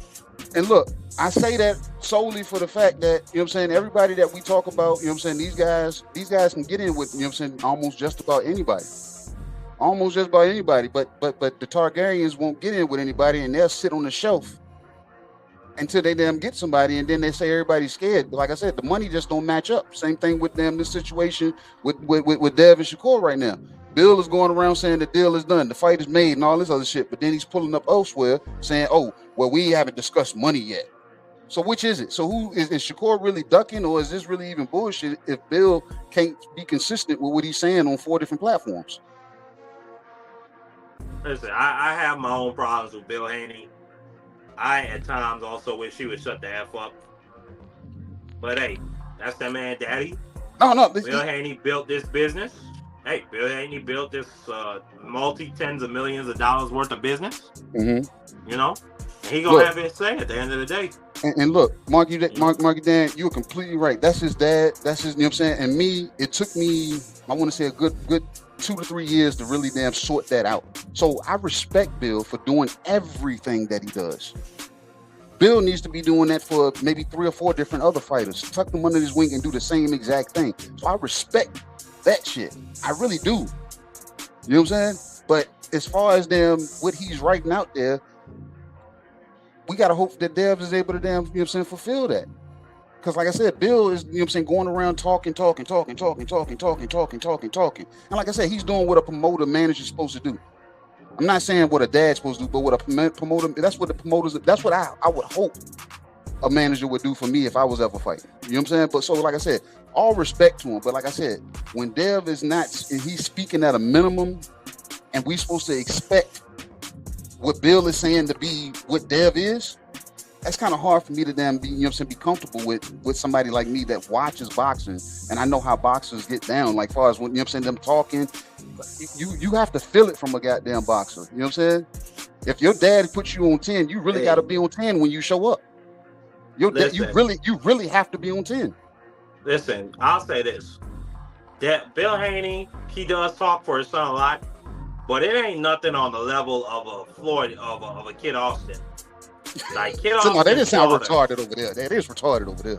They delusional. No, but that's like different. you remember the face-to-face with Tevin Farmer? That's Yeah. that's the craziest shit I've ever seen in my entire life. He did not let his son. I've never seen a fighter actually bring their manager or their father to the goddamn face-to-face, and then the manager talk over the boxer the entire time. I've never seen no shit like that in my entire life. So I don't think Bill Haney's doing that. Like, you remember the Regis fight? That's that why was they some heated back and forth. But look, Yeah, what fight really was that? talking this shit. What fight was that? They didn't let Bill sit on the stage. They kind of forced Dev to have to talk for himself because they didn't even let Bill there. Remember they was and people made a big deal I about remember the Cambosis fight. They delayed Bill getting into the country. it. Yeah, but I know that. But I'm talking about it was I can't remember what fight it was. Who did Dev fight before he fought Brian Norman Jr.? Was it Jose Ramirez? Yeah. Yeah. I think it might have been they didn't let Bill come sit in on at the table, and I seen a lot of people make a big deal. They're like, yeah, why they ain't let Bill come up? I said, cuz let Dev talk for himself, man. They talking, they asking him questions. Like that's my whole thing about it. I ain't got nothing against Dev in his fighting. You know what I'm saying? And the way you were saying how you don't like Shakur, I feel, you know what I'm saying, Devin Haney's fans and father make people look at Dev a certain way. I don't think people dislike Dev. I think his fans make them make people look at him away because of what Bill is saying and the way that his supports him. He was like, all right, you're supposed to support him, but the way you're doing this, and then a lot of these fighters, Marky Dan, I'm gonna say this and then I can wrap this up. A lot of his Devin Haney's fans, when his fight is on, those fans are on cardiac watch, bro. Because they're not comfortable until they know he get his hands raised. They're not comfortable while they're watching their fight, bro. And I say that out loud, bro. They're not comfortable, and I know it to be true. Because motherfuckers sit quiet as shit. No, I'm just saying, motherfuckers sit quiet as shit. I'm very comfortable for like 90% of Devin Haney fights because most of them shits I be falling asleep to.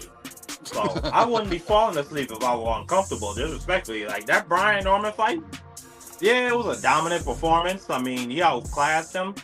He dropped him, but like that was a boring ass fight. Motherfuckers that was radio really silent. Bad. Look, they were everybody was radio silent until Brian Norman got dropped. Like you couldn't get a peep out of a Devin Haney fan. Like normally when you watch boxing, for a reason. But you already know what it is, Marky. Then, but when you watching a fight, hey man, who got that first round? Did such get that first? Bro, motherfuckers wasn't even talking like that. That's what I'm saying. They were quiet until he got dropped, and that's when they was like, "Oh yeah," and then they still was quiet because damn Dev let up off the gas. But that's big fight feel, though. I mean, that's the tension. Yeah, but talk that's to kind of him. how it was for Tyson Fury versus Deontay Wilder too. What you say? I said that's big fight tension. You know what I'm saying? Where you hear your heart beating in your ears. That's how it was for Tyson Fury versus Deontay Wilder too. I talked that whole Tyson fight. Fury versus Wilder too. The second fight. That's how it was for me. Look, I don't know if you know, Marky Dan, that's how I got introduced to the YouTube streets. I came into YouTube picking Tyson Fury over Deontay Wilder in the first fight. So I was loud for all three fights. You know what I'm saying? I was in Buffalo Wild Wings for the second fight. Yeah, so like I said, and it was no shade against Deontay Wilder. It was just the skill set that I felt that Tyson Fury possessed. That I didn't think that Deontay Wilder could, you know what I'm saying, surpass. I didn't see him beating that. But you already know it's those fights where you really sitting there and you like, bro, I don't know what's about to happen. Yeah. That's how a lot of people were for that Brian Norman fight.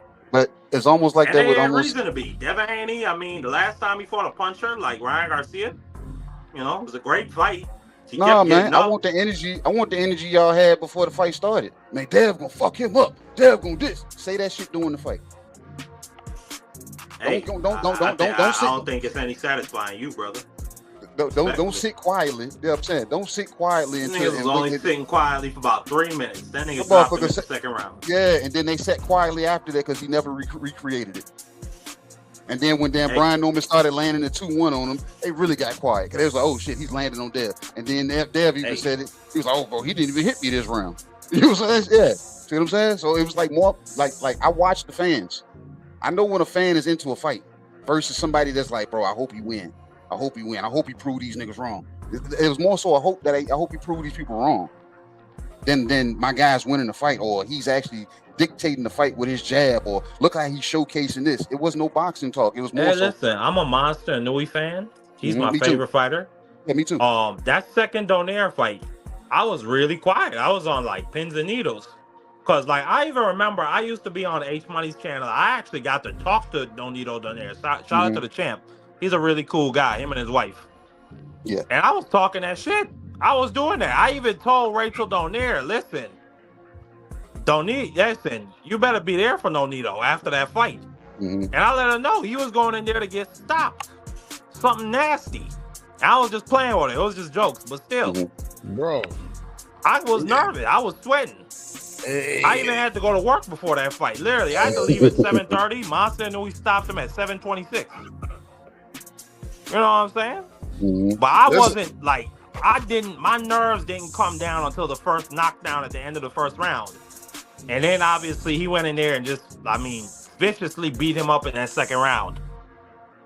That's how it be, man. That's just human nature. I don't think you're being fair, bro. I just don't think a whole group of people should be quiet. Let's not act like this doesn't happen. Man, because even with that's your thoughts. I get it. Even with but listen, I gotta get out of here, brothers. We appreciate it's been great talking to y'all. This is a great show y'all got up here. Great open panel. Please smash the like button if you ain't smashed it already. Subscribe if you ain't subscribed to these two good brothers. And head over to Chop Cheese Tom's page, aka TD Sports Talk. TD from the Bronx. Decent chopped cheese type of guy. You know what I'm saying? And I got my own channel. I think I posted, or I'll post a link in Tommy's chat if anybody want to come up. I think I might be going live tomorrow just to discuss the current situation with the Iran ceasefire on top of a whole host of other issues. I just recently read an article in MIT's technology review about, some billion-dollar nonprofit groups that are trying to clone human beings. And then, it's really wild and freaky, but this is actual stuff that's going on right now. And then you got Elon Musk, a trillionaire. I did the math. You could spend $1 million every day of your life for the next 2,000 years, and you'd still have over $100 billion left. It's crazy. No man. Jay-Z said no one man should have all that power. No one man should have all that dope. Think of all the little kids in Africa that's dying of AIDS and Ebola. Elon Musk could save all of them. Instead, he gave them their ass to kiss by cutting USAID. And now, just by flaunting around this insane amount of wealth. But hey, God bless them, The motto of America is greed is good, unfortunately. So, I hope to be a trillionaire one day myself. But anyway, let me hold $5 when you do. Yeah, let me hold $5 when you do. I appreciate you, bro. Yeah, let me hold $5K. I'll put you on a 20% interest loan if you don't pay that $5 back. But it's only $5, man. I got you. Well, listen, thank you for letting me up. I'll post my link, the Democracy Briefing. I hope to see everybody come through if they like to talk politics. Take it easy. Appreciate you, champ. All right, bro. That was Marky Dan eating up the whole damn menu. Is my mic working? Yeah, you working. Okay. Yeah, you working now. We got a familiar here, man. Let's go ahead and go on there and keep it rolling. Is that the Houston damn hard hitter himself? I see Mr. H-Town hard hitter, the Texas dripper, the U.S. Sixer. What it do, fellas? How y'all feeling today, man? What you doing, man? I ain't seen you, man. Yeah, man, I've been stuck in the grind, man. You know what I'm saying? A little bit of this, a little bit of that, but I'm back. Oh yeah, y'all see the hat too, man. Y'all go get that H-Town hat, man. You know what I'm saying? yeah. My boy. See, I just ripped it out the box. It's been sitting in the box. You know what I'm saying? I wanted to wait to wear it, You know, when I seen it, I said, "Oh, this wasn't. I don't remember it looking like this." So I think my boy Allfella added that H-Time Blue to it for me, man. So appreciate him for that. You know what I'm saying? Yeah. So I was looking at the post that my brother Allfella made, and he been doing a great job on US6 on IG. I'm a little bit disappointed though, man, because you left out one particular topic, man. You didn't post your favorite fighter, Budrick, with the Orange Man. This nigga had to bring that shit up. Go ahead. Yeah. You know I'm gonna fuck with you, man. You know I gotta throw a little jab at you. But I didn't get a chance to watch the UFC card yesterday, and I kind of feel torn because one part of me is saying, you know, it was a good card, you know, action packed, but when you got these white boys on there calling Michelle Obama mans and stuff, that don't sit too well with me, man. You know what I'm saying? I ain't gonna lie. And I think Dana White got a vision for what he's trying to do. I hear everybody talking about Tyson Fury and the pardon that he's gotten, and he's gonna be able to come to America, which is a good thing. For heavyweight boxing, right? Whether we like it or not. I know a lot of people don't like Tyson Fury, but overall, we need heavyweight boxing back in America. You know what I'm saying? And if Tyson Fury gotta be the sacrifice, then it is what it is. You know what I'm saying? I want to say this too, man. I gotta pop my Texas shit. Shouts out to New York. Shouts out to New York, the New York Knicks. They've been all over my algorithm and my timeline, beating the San Antonio Spurs in 5. You know, very, very happy for the real New York fans out there. You know, like Blue Blood and, you know, Drew Titan and Junior the Truth, and, you know, just real stomp down New York people and the fans of the team. But San Antonio, have no fear, man. Bam Bam is here. Y'all might have lost in the finals against the Knicks, man, but y'all have a true unicorn. If Wembanyama is the alien of San Antonio, man, y'all have a unicorn in Bam. And what he's doing right now, bro, I have not seen any of these other fighters do. But you ain't seen Wallace West, nigga.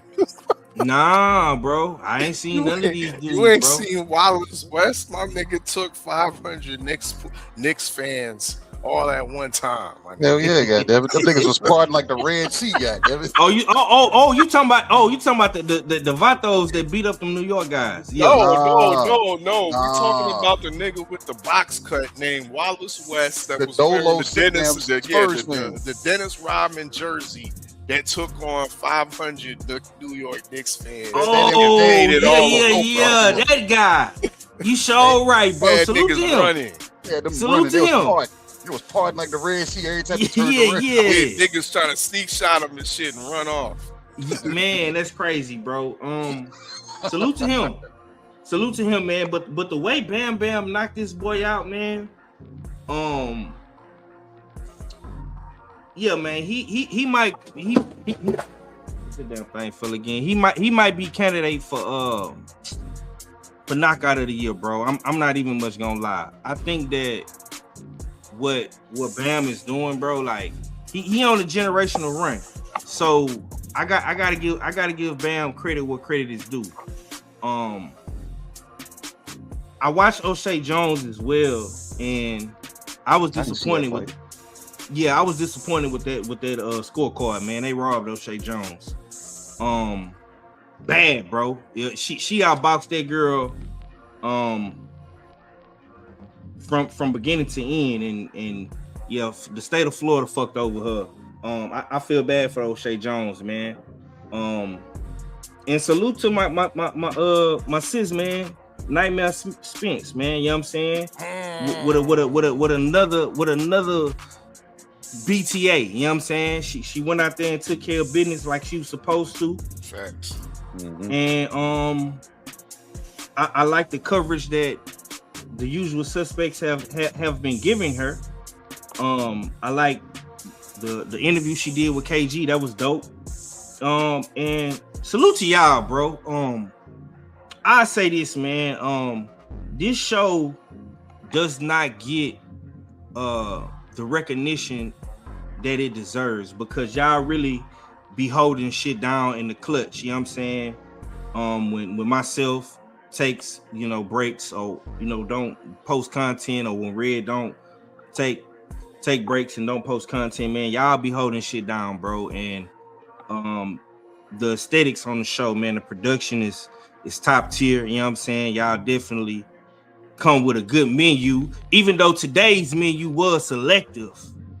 You know what I'm saying? Because I find it mighty funny how Sir Budrick got a pass for linking up with the Orange Man. You know what I'm saying? Ain't nobody want to eat there. You know what I mean? Ain't nobody want to eat there, Far. Don't nobody want no damn spotted goddamn. Hey, Fam, did you upload the menu? I did. Let the people take one last look at it. Yeah, there you go. Now, what's wrong with this menu, Bob? What's on the menu? What's on the menu? What's wrong with that menu? You know what I mean? We got the spotted dick. Pause. You know what I mean? Of course, Tyson Fury was spotted at UFC 250 at the White House. He's back in America. We know. Yeah. You know what I mean? Of course, we got the fan favorite. You know what I mean? The open mic go to the curried quote with the side of rice and pap. You know what I mean? Yeah.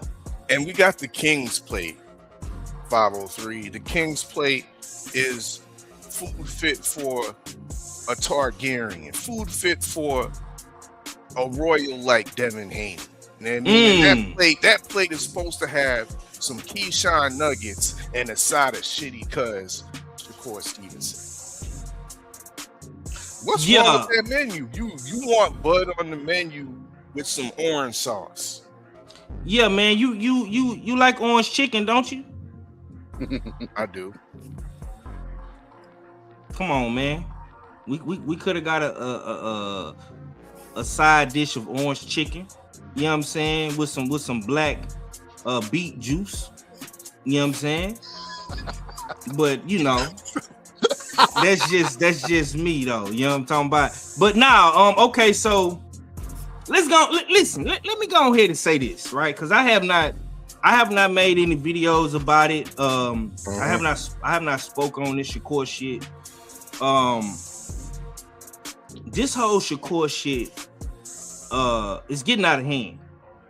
I think that Shakur is at a crossroads, and he's gonna have to make his next move his best move. Now, if the reports are true that he is signing to Zuffa, obviously he's going over there for the money. I don't knock nobody for going to go get their money.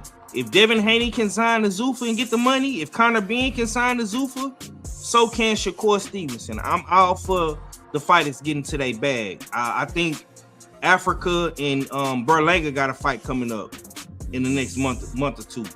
So I'm not mad at none of these guys for doing it. You know what I'm saying? I think the problem with Shakur is he kind of puts himself in bad situations, because on one hand you saying you want to fight O'Shaquie Foster, you want to stay at the lower weights, and you don't want to go to 147, but then you will turn around and say, oh, I want to fight Conor Benn, I want to fight Ryan Garcia. You know what I'm saying? So, like, I'm calling my brother out for being selective. I would say the same thing about Shakur. You know what I'm saying? You being hella selective, and I love Shakur. But like I stated last week on the Beltway, outside the ring, bro, I can't fuck with Shakur. He's a janky nigga. Mm-hmm. You know what I'm saying? Yeah, so and I keep hearing, you know, oh, they throwing Keyshawn Davis in the mix. No, nigga. Keyshawn Davis has inserted himself in the mix. He's never liked Devin Haney. He told y'all that on the $1 Million Worth of Game interview. He don't fuck with Dev. That was Shakur homeboy. He's never liked Devin Haney. He been trying to get at Dev since he called him out when he knocked out Ortiz. So it's not a surprise that he's number one in the WBO. I mean, he was a WBO title holder. It's not. How is it not a surprise, bro? Because you want to know why it's not a surprise, bro? Because work has he done at 147? Mind you, what work? What work did he have at WBO? What work did Ryan Garcia do at 147 to get a title shot after he just lost to Rolly? How does it go? Come on. Ain't that how it go? Come on. The man's work was at 147. He at least lost. He lost the decision, my nigga. He lost a lackluster decision. He didn't get stopped. He didn't get knocked out. He lost a lackluster division. Has Keyshawn Davis has not fought once at 147. Keyshawn Davis hasn't even been a champion, a WBO champion at 140, which is their clause. If you're a WBO champion, you can move up in weight and be the number one mandatory. How does he get granted that accommodation? Did Devin Haney get any fights in at 147? Was his first fight Brian Norman Jr.? Don't ask me that because I'm gonna have to myself. Because once again, the nigga like don't Jose Ramirez. Don't get mad because 144. Last time I checked, 144 was welterweight. Brother, don't get mad because the politics is falling in Keyshawn's favor, bro. You niggas don't get mad when the politics work for everybody else. Don't get mad when it worked for him. He ain't lying. Nobody said nothing when Devin Haney got the title shot. He didn't do shit to get the Brian Norman fight, but he got it anyway. Brian Norman ain't have to fight him, but he got it anyway. So now the tables have turned and the roles are reversed, and now Keyshawn didn't do shit to get the title shot. Now it's a problem. That's why I say, bro, niggas be picking and choosing with this shit. Niggas be picking and choosing, bro. Because he getting ranked and he's getting number one mandatories undeservedly. I don't have a problem with Dev fighting Keyshawn off the strength of being a voluntary, off the strength of Keyshawn daring to be great, off the strength that Keyshawn has some background, you know what I mean, some history with Lord Targaryen Devin Haney, but not off the strength of he's the number one mandatory for Devin's belt. Nah, B, we ain't doing that today. Bro, but hold on, all fella, you the foreign correspondent, right? Now, we got Mr. Ajay Kabayel, who's been Usyk's mandatory for quite some time. And he has not gotten his rightful title shot. We seen a nigga, Rico Van Heerden, the Dutchman, come from out of nowhere and get to fight Usyk. And everybody gave Usyk the pass to do that. He ain't lying. Now that Keyshawn got the pass to get at Debo Dev, the nigga that everybody is ducking. Oh yeah, and by the way, why can't Devin Haney get no fucking fight? I just said that. This nigga is like 0 for fucking 8 in making fights. But his fans don't want to talk about that because everybody's ducking Dev. And I like Devin Haney. I got the nigga t-shirt on. I like Dev. But I'm starting to see a trend in the DHP camp. These niggas is having a hard time getting the fights. They damn near fucked up the Brian Norman fight, but Brian Norman is such a square business individual. He stood on business. He didn't let that fuck shit get to him. You see what I'm saying? But since that Brian Norman shit, he can't get none of the other champions at 147 to fight him. He claimed he was gonna go to 154 and fight Xander. You let Boots move up and take that.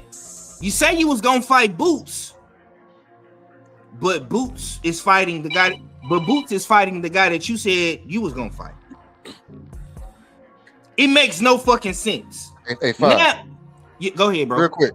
Who was number one before Keyshawn got put in that spot? Because why didn't Dale fight that guy? That would have been Jack Catterall. Oh right. Yeah, and Jack Catterall, he fought Gilsoft. So, and he beat Gilsoft. So why isn't Jack Catterall why can't he fight him? Mm-hmm. You see what I'm saying? Mm-hmm. The nigga is 0 for 8, bro. The Targaryens don't do Reggie belts. No, nigga. Dog. Come on, man. Oh, no. Listen, I'm all for the Devin Haney and the Shakur shit. I'm for it. Mm-hmm. But I don't want this shit at no catch weight. And I stand on that, bro. Because the reason why I say I don't want it at a catch weight, either Devin Haney should go to 140 or Shakur should go to 147. They both have WBO titles in their respective weight classes. Shakur has the ring. He's the lineal champion at 140 with the WBO. Devin Haney got the 147-pound title as well. I don't think he's lineal, or I don't think he got the ring neither. But when you meet in the middle of at a catch weight, whoever loses that fight, the fan base is going to have a built-in excuse because of the weight. I don't want that fight is too big for it to be at a catch weight. Pause. Because even people like to reference the Floyd Mayweather shit, but everybody gave Canelo Alvarez an excuse when he lost that fight. I don't want the same thing to be for Devin Haney or nor Shakur Stevenson. That's why that fight should either be at 140 or 147. Now, if Shakur is going to Zuffa, if the reports are true what they're saying, he's going to either have to fight at 135 or he's going to have to fight at 147. So I think that's the dilemma he's having right now. He's trying to figure out what weight is he going to campaign at. You know what I'm saying? And I think Shakur just needs to have a real sit-down interview with somebody, and he needs to address everything that is being said. I think Keyshawn needs to do the same thing, because Keyshawn is getting all this flack and all this criticism, but the man is doing his job. Yeah. I don't understand how y'all mad at Keyshawn for doing his job. Y'all say he ducking Devin Haney. He was scared of Devin Haney. He fought Albright. And we criticized him for that fight. By the way, we didn't like that fight. But not Red. Yeah, nobody. I didn't like it either. You know what I'm saying? Red called for that shit, nigga. I mean, but I'm just saying though, like, nobody really was fucking with that fight, but he fought the nigga anyway. And in his very next situation, he's trying to fight Devin Haney, and people is making it into a problem. He ain't did nothing. He ain't got up 15 fights. What are you looking for there? I don't understand that. If Shakur is ducking like the Devin Haney fans are saying, and like Bill and them is saying, fight Keyshawn Davis. What's the problem? It shouldn't be no problem. Bill told him to go do what he supposed to do against Jermaine Ortiz. He went and did it. He said, "I'm a man of my word. I did what you asked me to do. What's up?" And then he said, "I wake up tomorrow morning."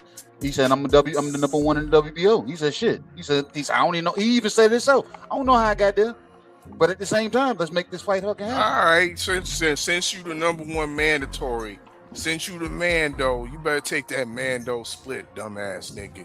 Because you could have you could have got a voluntary split based off of your star power. Complaining about the money. I don't think money is a problem for. Now, little nigga, you can take that WBO split, and don't complain about it neither. You know what I mean? Because you that little 30% split. Guess what? Jay Prince taking a nice little lion's share of that shit. Hey, but check this out though, Art. If Dev is the money man, like how niggas is saying, and it's gonna be a big bag anyway. I mean, they say that when you fight Dev, you get your biggest bag. So what's the problem? Mr. 100 million. He the $100 million man. $100 million man. So your first fight gonna be for all this money. Why not give Keyshawn his highest payday? Give him a multi-million-dollar payday, $5 million, $6 million, whatever it's gonna be. I don't know. You know what I'm saying? I don't give a fuck, honestly. Why are you telling Lord Targaryen to do that? Because the Targaryens aren't funded by the Targaryens. You know what I mean? Who they funded by? There is a backing. Okay. Who they funded by? Who they backed by? It depends what timeline we're looking at. Now we got to go down the timeline. Funded by the Lannisters. You know what I mean? In gold. So in this situation, the Lannisters are the Saudis. But you don't want to talk. You don't want to talk that spicy shit to OG Turkey Johnson, huh? I mean, you just want to put it on Lord King Devin Targaryen. I'm hold on. I'm not putting anything. I'm not putting anything on the Targaryen, bro. You need to put this on the investor, the financer. You know what I mean? The sideways Turkey Al-Sheikh Lannister. That's a that's the problem that I be having with Devin Haney fans, bro. Y'all niggas don't like to take accountability for nothing. Y'all just like to point the finger and talk shit and criticize niggas all day, but when a nigga say something about Dev, y'all have no accountability, bro. So if Dev is the money man, and he's backed by the money, he should be getting niggas the money. Exactly. What is the problem? They the B-side, remember? I don't understand that, bro. That logic don't be making sense to me, fam. And I be trying to listen to what the brothers be saying, but it don't register with me, bro. Yeah. I don't get it. Don't be mathing. I don't get it, bro. How is you Debo Dev, the money man? You got this $100 million play, and you 0 for 8 with big fights. You can't get none of the other champions at 147 to unify with you. You can't get Xander Zayas in the ring. You can't get Bruce Ennis in the ring. You can't get Shakur in the ring. And the one nigga that's saying he want to fight you, that's a problem too. It's crazy, bro. Yeah. And Bill said for the Shakur and Devin situation, they ain't even got to talking about money yet. So they ain't even got no damn deal going on. They ain't even talked about the money yet. What we doing? They talking about 144. And they say, "Oh, you still don't want the fight." Bro, because y'all ain't saying nothing about no money. Where the money at? You the money man. Targaryen. and when it was time for DHP to stand on business with Rolly, they didn't want to do it. They said the money was good. They said that money was good, and then all of a sudden it fell apart. Oh, the money won't no good. You be like, so which is it? That money was supposed to be good. Where's whole ass Rolly now? I heard Rolly supposed to be coming back, man. The PBC got some shit coming. They got Tank supposed to be coming. Rolly supposed to be coming. They already got Charlo and Earl Spence coming next month. Yeah, You know what I'm Rolly, saying? Rolly can't be no damn hoe if he was there for the damn money and they said, bro, we ain't got the money. The money ain't right. But now, hold on. Fuck all that. What about Ryan Garcia? Wasn't that the fight that Devin was supposed to make? Get it back in blood. What happened to that shit? Get it back in blood. We still waiting on that. And like I say, bro, I'm not a Devin Haney hater. These is just questions and discussions and dialogue that needs to be had. And this is the same shit that we'll ask other motherfuckers. So you ain't exempt. Yeah, ain't nobody exempt.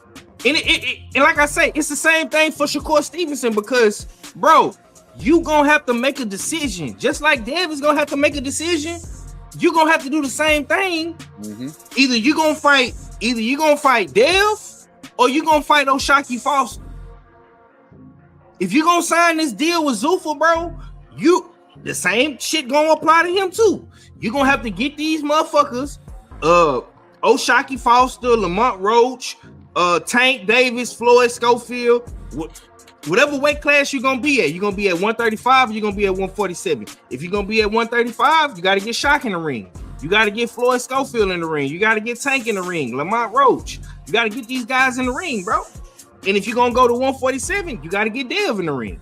You gotta get Ryan Garcia in the ring. You gotta get Conor Benn in the ring. Same shit applies. So I'm not being selective and biased on my stance. I just want to see the whole board as a whole have the same effects and energy for everybody because it seems like that Shakur and Keyshawn's are the ones being criticized, but on the same hand, I've seen Devin Haney go 0 for 8, 0 for 10 with making big fights since Brian Norman. He can't get a big fight, bro. We in June already, fam. He ain't fought since November. You know what I'm saying? But I'm on that note, man. I'm gonna get up out of here, man, because I think somebody want to get in. I've completed my mission in ruffling some niggas' feathers. You know what I'm saying, and getting niggas in their feelings. So, you know what I'm saying. Salute to the open mic lounge, man. US6 Sports Entertainment Hub. My big bro KG, man, and a good doctor. You know what I'm saying. Mad scientist and a good doctor, man. Them boys is a dynamic duo. They looking like Carl Anthony Towns and Big Body Brunson out this joint. Pause, man. Y'all boys have a good night, man. I'm gonna get back in the chat and listen though. You already know we appreciate you, Five, man. My man. My man. My man. My man. My man. My man. Good for you. My man.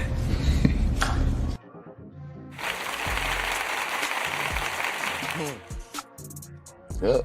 We got another one, man. We hiding ready, man. We got one more, and I think this might be a first time. But let's see what's going on. Yerp, what's up, champ? Not much.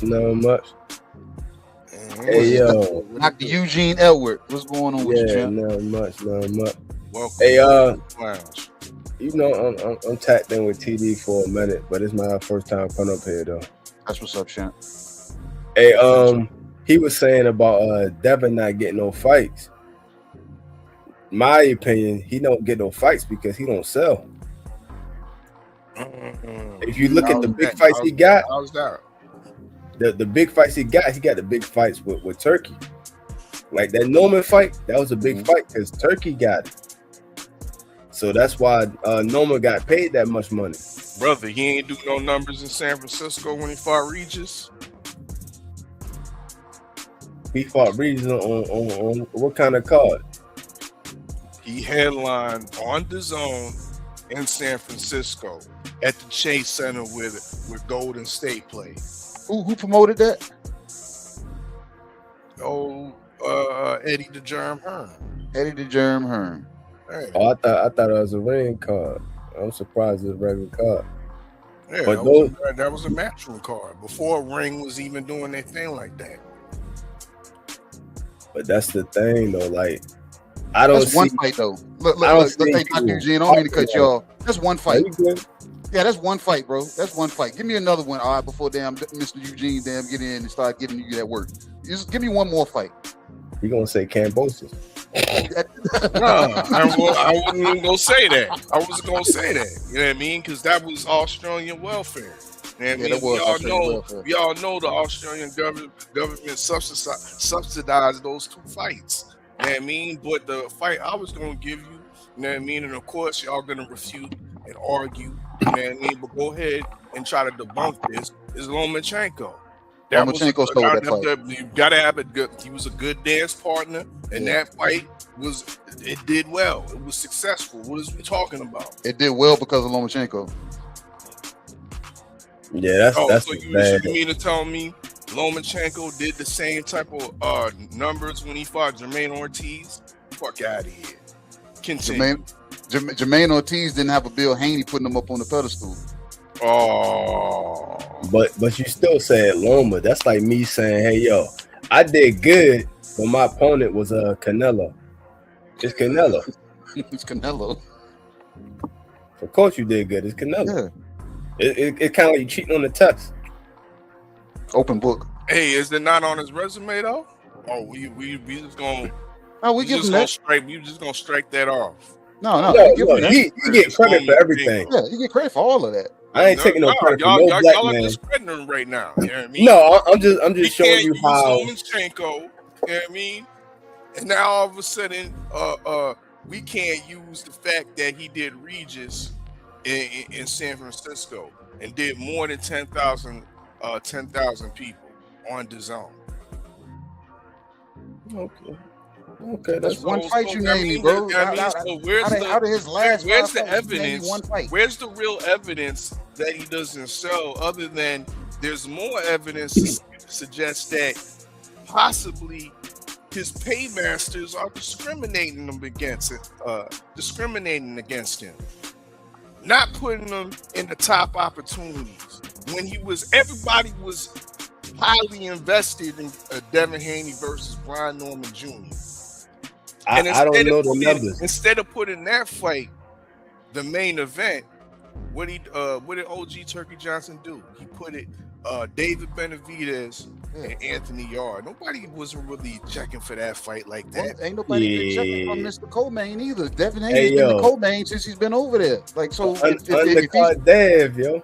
If he's a Targaryen, he's the money man, and he's supposed to be selling. Why can't he damn head the card, be the feature on the card? That's what I'm saying. What I'm saying is, why ain't you taking this shit up with OG Turkey Johnson? Because that nigga crossed the water with the oil. I can't get to him. Because he don't speak what I speak, yo. That's why. Y'all invited him to the cookout. Y'all invited to the cookout. You know what I mean? He's here putting on the best shows and whatnot, but he's slighting our young Targaryen. He has the blood of the dragon. No, but the last couple fights, he putting them on the undercard and saying that it's a double and triple header and shit. I don't know the website to check the numbers and none of that. I'm just going off of just my personal opinion, like what I be peeping. And what I peeped is he signed with Zuffa, and the reason why I think he signed with them is because I don't think his back end money is going to be that high because he don't sell. I could be wrong, but I'm just saying that's what I'm thinking. Who's really doing that back end money? Ryan Garcia got back end money. Does he really sell? Ryan and Tank. Those are probably the main two. Now you want to use Ryan and Tank, but I can't use Devin and Lomachenko. You can't use Devin. Tank because that nigga Tank. I'm saying that nigga Tank is a star. That's what I'm saying. I'm saying Ryan separately and Tank separately. They get back end money. And I'm saying I don't think fans can sell the way those people didn't sell out against Marios Barrios for his inaugural, for his first shot at the WBC championship. He did not sell out. Yeah, I think that might have been one of his lowest, if not the lowest he had in a long time, though. Man has been put in favorable opportunities. His biggest selling fight was against Tank.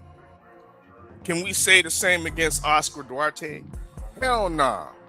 Where's the big money bags and all this generated money that Mick Ryan Garcia has been bringing to the table. He must sell a little more because they put him in main event. They look. It's all a facade, just like he's been putting They put him the main event to hit it there, giving him a shot after he already lost to Rolly Romero, but you still get exalted to get a WBC champions. But hold on, you said he lost to Rolly. Hey yo, with Rolly and him was the main event, not that. Yeah, Rolly. Yeah. And once again, I revert and circle back to your boy OG Turkey Johnson. That's on him. Are you saying he has Dev, he'll pay Dev all his money, but he's not particularly what he wants to see? Even though that's Turkey, at the end of the day, if you're a main event motherfucker, you're a main event motherfucker, and they're not gonna move you from that panel. I mean, I'm not panel plateau. You literally are the man. I'm not gonna take you down. I need my tickets to sell. I'm gonna host you up like fucking the Lion King. I'm gonna host you up so everybody can see.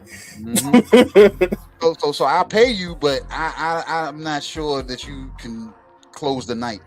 Hey yo, you know what they call that, bro? This is a different type of. See, y'all niggas is wilding, bro. You know that's called the side bitch treatment. This is OG Turkey Johnson that changed the game. He treated like a side bitch. You pay him and then he go to the back. His cards are stacked. These aren't the old days where we're getting cards that are just one fight deep. You know what I mean? Top heavy cards. These cards that Ring Magazine, Riyadh Season, OG Turkey Johnson are bringing are stacked. Man, we're 4 times and I've yet to main event. And once again, what is their motto? There is no A side, B side. But y'all niggas making it about A side, B side, and who's the main event, and who's the co-main, and who's on the undercard. When it ain't even about The optic said, hey, my wife here, how'd you hear? That's the optic. That's what it looked like. And look, it's people that don't show up to the arena into the main event. So, like I said, you have yet to damn clips that, you know what I'm saying, under the eyes of the people that's paying you this big money. People show up late. They nobody wants to. You know what I'm saying? It's like I pay you, but at the same time, my nigga, you, I can't have you close the night, man. Hey yo, what he pick Canelo number 2 or number 3 on the card? Say he coming back from an injury, like right now he coming back. Say he come back from an injury and the card is stacked. Would he be 2 or 3? Canelo is gonna be the main event that night. That's what I'm saying. So but we all know who the big joker is. We all know who the little joker is. Well, once again, we using examples that far exceed what any other boxers do. Canelo, once again, is a guy that is a proven pay-per-view star, a guy that business owners, club owners can build a club night off of and charge $30 cover it. You know what I mean? I just use him as a good example to illustrate my point. Why can't Dev prove himself then? Why they not allowing him to we prove can't himself do that with David Benavidez, nigga. He number 1. He was hit of the card. David Benavidez, we ain't charging no $25 cover for no David, nigga. Ain't nobody know David like that. He hit of the card. At the Azteca Stadium for the Mexicans 2-0 win. I mean, nah. Nobody know David like that. Shit, that's a lie. They know him enough to put a main event over Devin. You know what I mean? They know him enough to put a main event over Devin. Hey yo, he got the Mexican fans, but he also got black fans too, because he signed with PBC. So a lot of people fuck with him, yo. A lot. Yeah.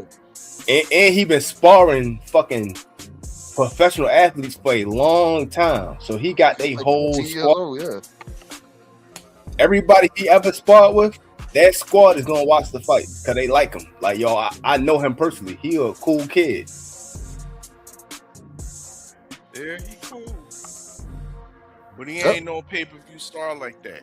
Bro, and the Targaryen I thought you about to say he not like Devin. The Targaryen is? You said the Targaryen is?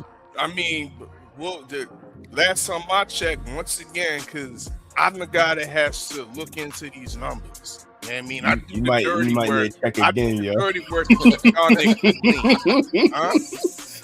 I do He the said the dirty last work time to I keep checked, like y'all Nipsey Hussle the niggas Great. clean. The last time I R.I.P. checked, yeah, I mean, David Benavidez and Zerto Ramirez did not sell out, my nigga.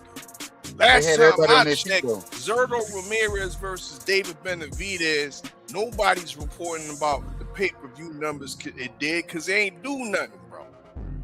We don't care about the numbers. We care about rewatching the fight. Oh, yeah, you the main event. Look, they care about rewatching the fight. And everybody that was in that arena during that fight, they were on their feet screaming.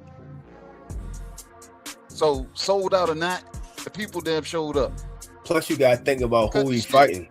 Yeah. He not just like Boots. He not fighting the real good people that everybody wanting to see or calling for because they ducking.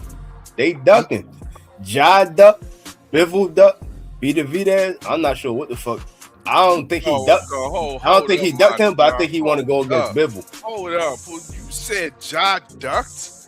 Oh, Bro, hey, Doc, I don't know why you said that, man. What hood are you I don't know why you from? said that, man. Where- He loves Hey, yo, Ja. is he with Zuffa? Ducking. Is he with Zuffa? So what does that mean?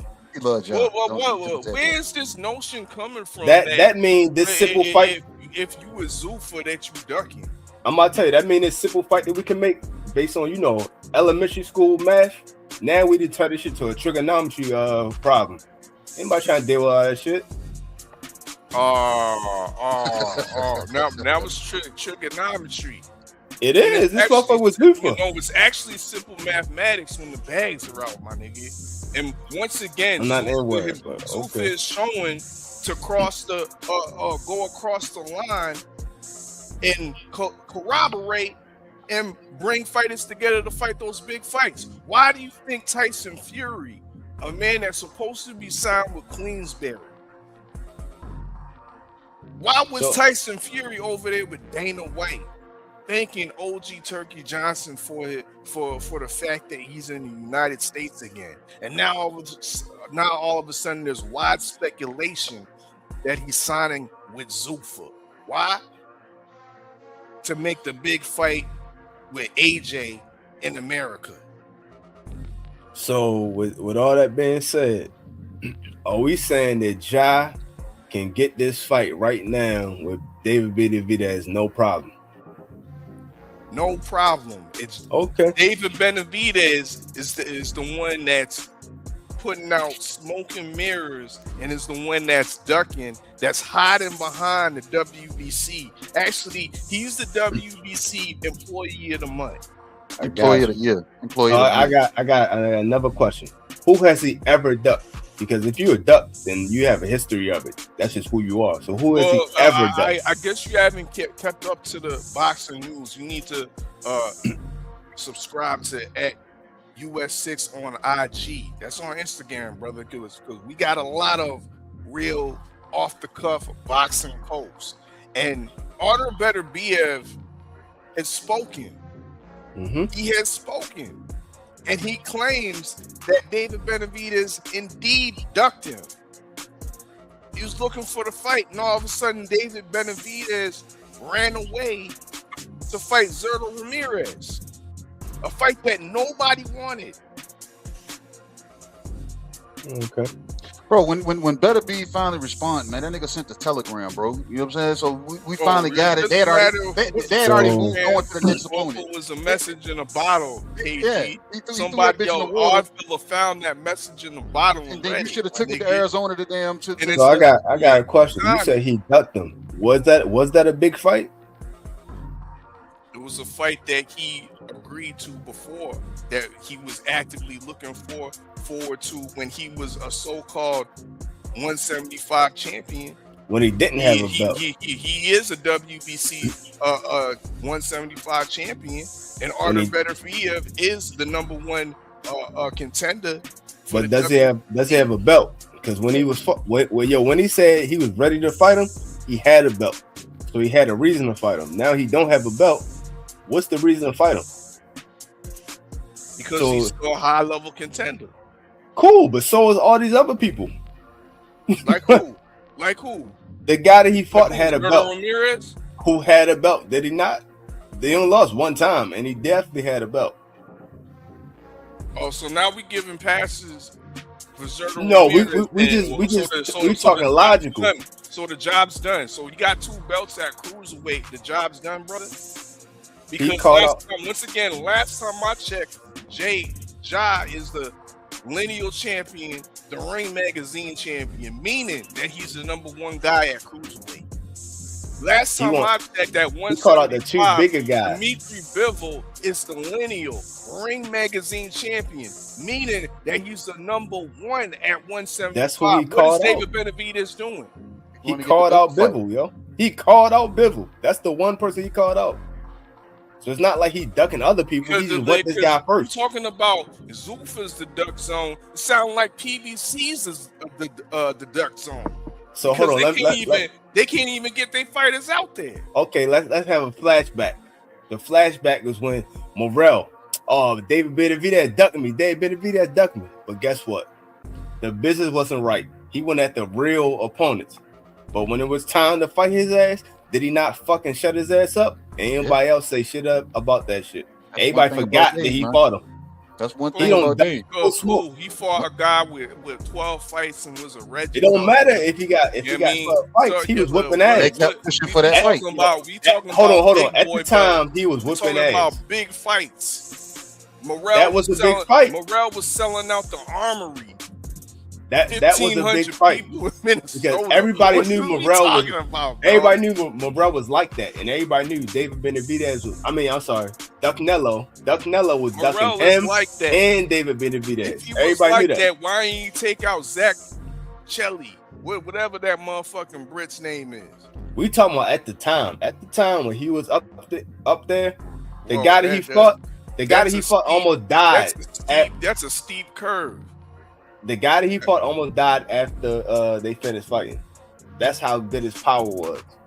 And everybody said David Benavidez is scared as shit of David Morrell. Everybody was saying that. But KG, you never heard about that? Morrell kept saying, "Stop ducking me." He stopped calling out Canelo because he knew he wasn't gonna get that fight. He said, "Yo, David Benavidez, stop fucking ducking me." But the thing about Dave Morrell, bro, Ryan Shields admitted that to me. He said, we didn't want that fight for him early. So it won't. Dave was ducking him. It was the team. So David Morrell was calling for the fight, but his team wasn't on the same sheet of music. Because they knew what time it was. They didn't want that fight. They said he wasn't ready yet. They said that twice. They said he's not ready yet.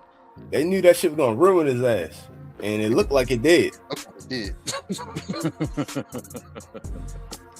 No, but all I'm saying is this guy has every excuse in the book, and now the excuse is, ain't nobody thinking about no Zuffa belt.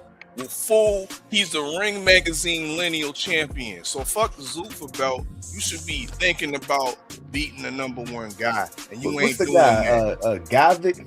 He fought Gavic. Nobody else fought that motherfucker except David Benavidez. David Benavidez and Returban. Those are the only 2 people that fought him. Nobody would try to fight his ass, yo. Man, fuck Voss. That motherfucker like a talking about, bro. He like a white George Foreman. Bro, make the fight with Josh. A white George Foreman. Wow, I'm hearing everything tonight, bro. Hey, yo. Make the fight with who did he lose to? Or make the fight with Bivol or Better Be, and Dave ain't gonna run from it. He gonna be like, all right, fuck it. First of all, Vostok just got washed by a nigga named Hot Rod. Pause. He just got it. Who did he lose to before that? Because he just came back after getting beat the fuck up. He was gone for 2 years off that Viterbo loss. Yeah, he came back. Dave Benavidez tightened his ass up. He took a little vacation again. Need to retire and then look half decent against David at 175. That was David's warm up. That was his debut.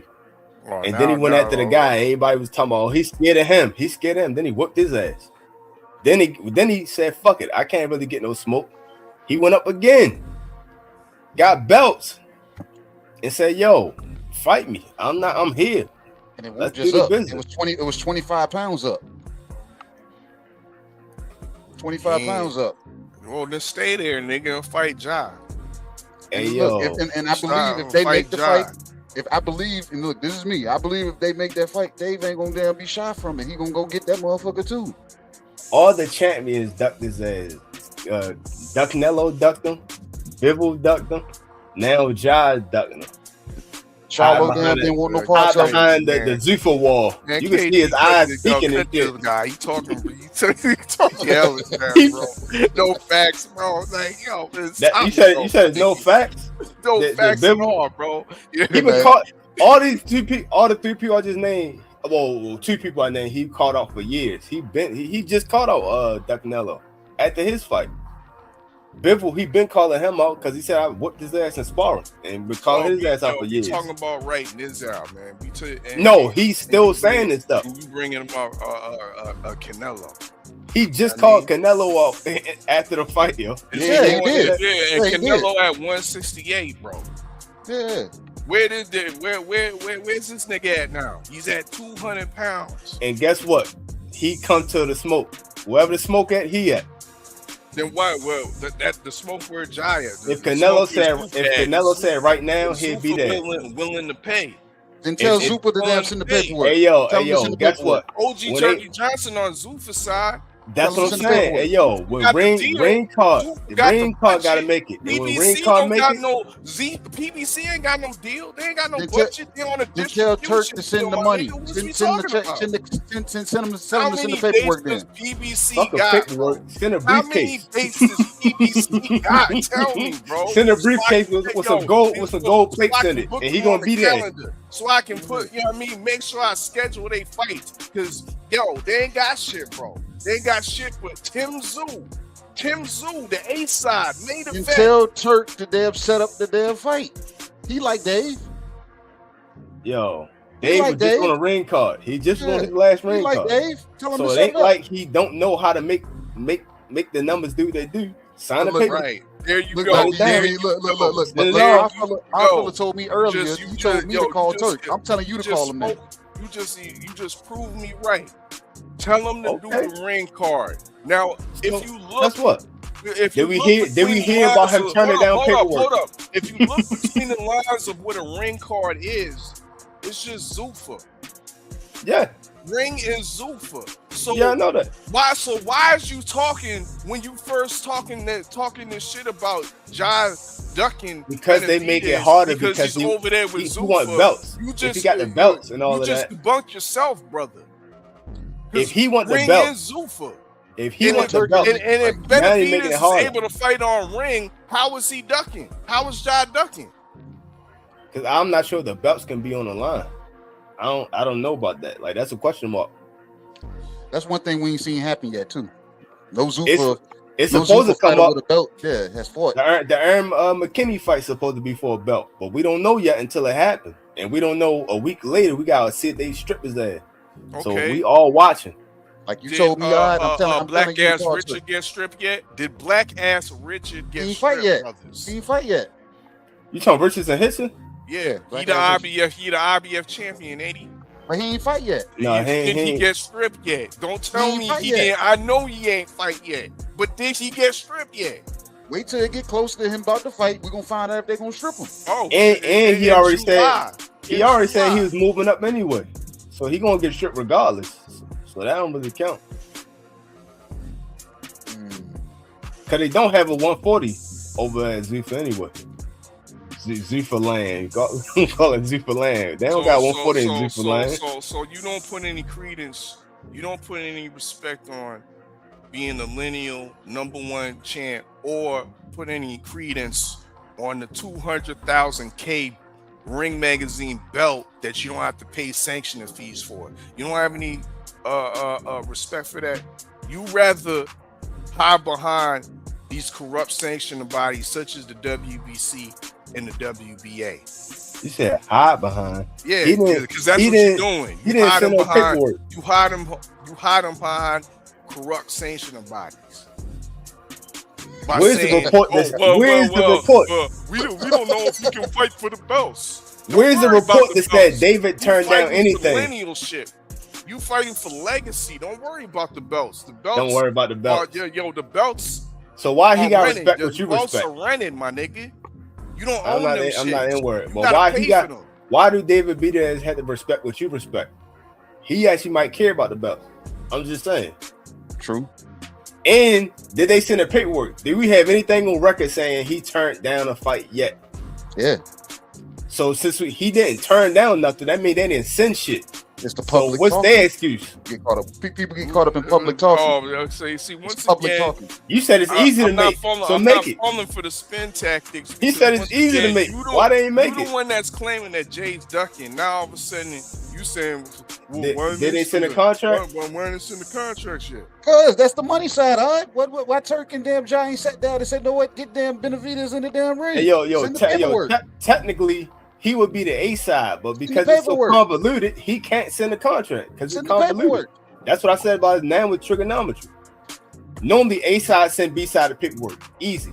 And how do y'all brothers don't know? Now Ring got to send it. He ain't got a contract. Ring got to send a contract. Again, he already told you.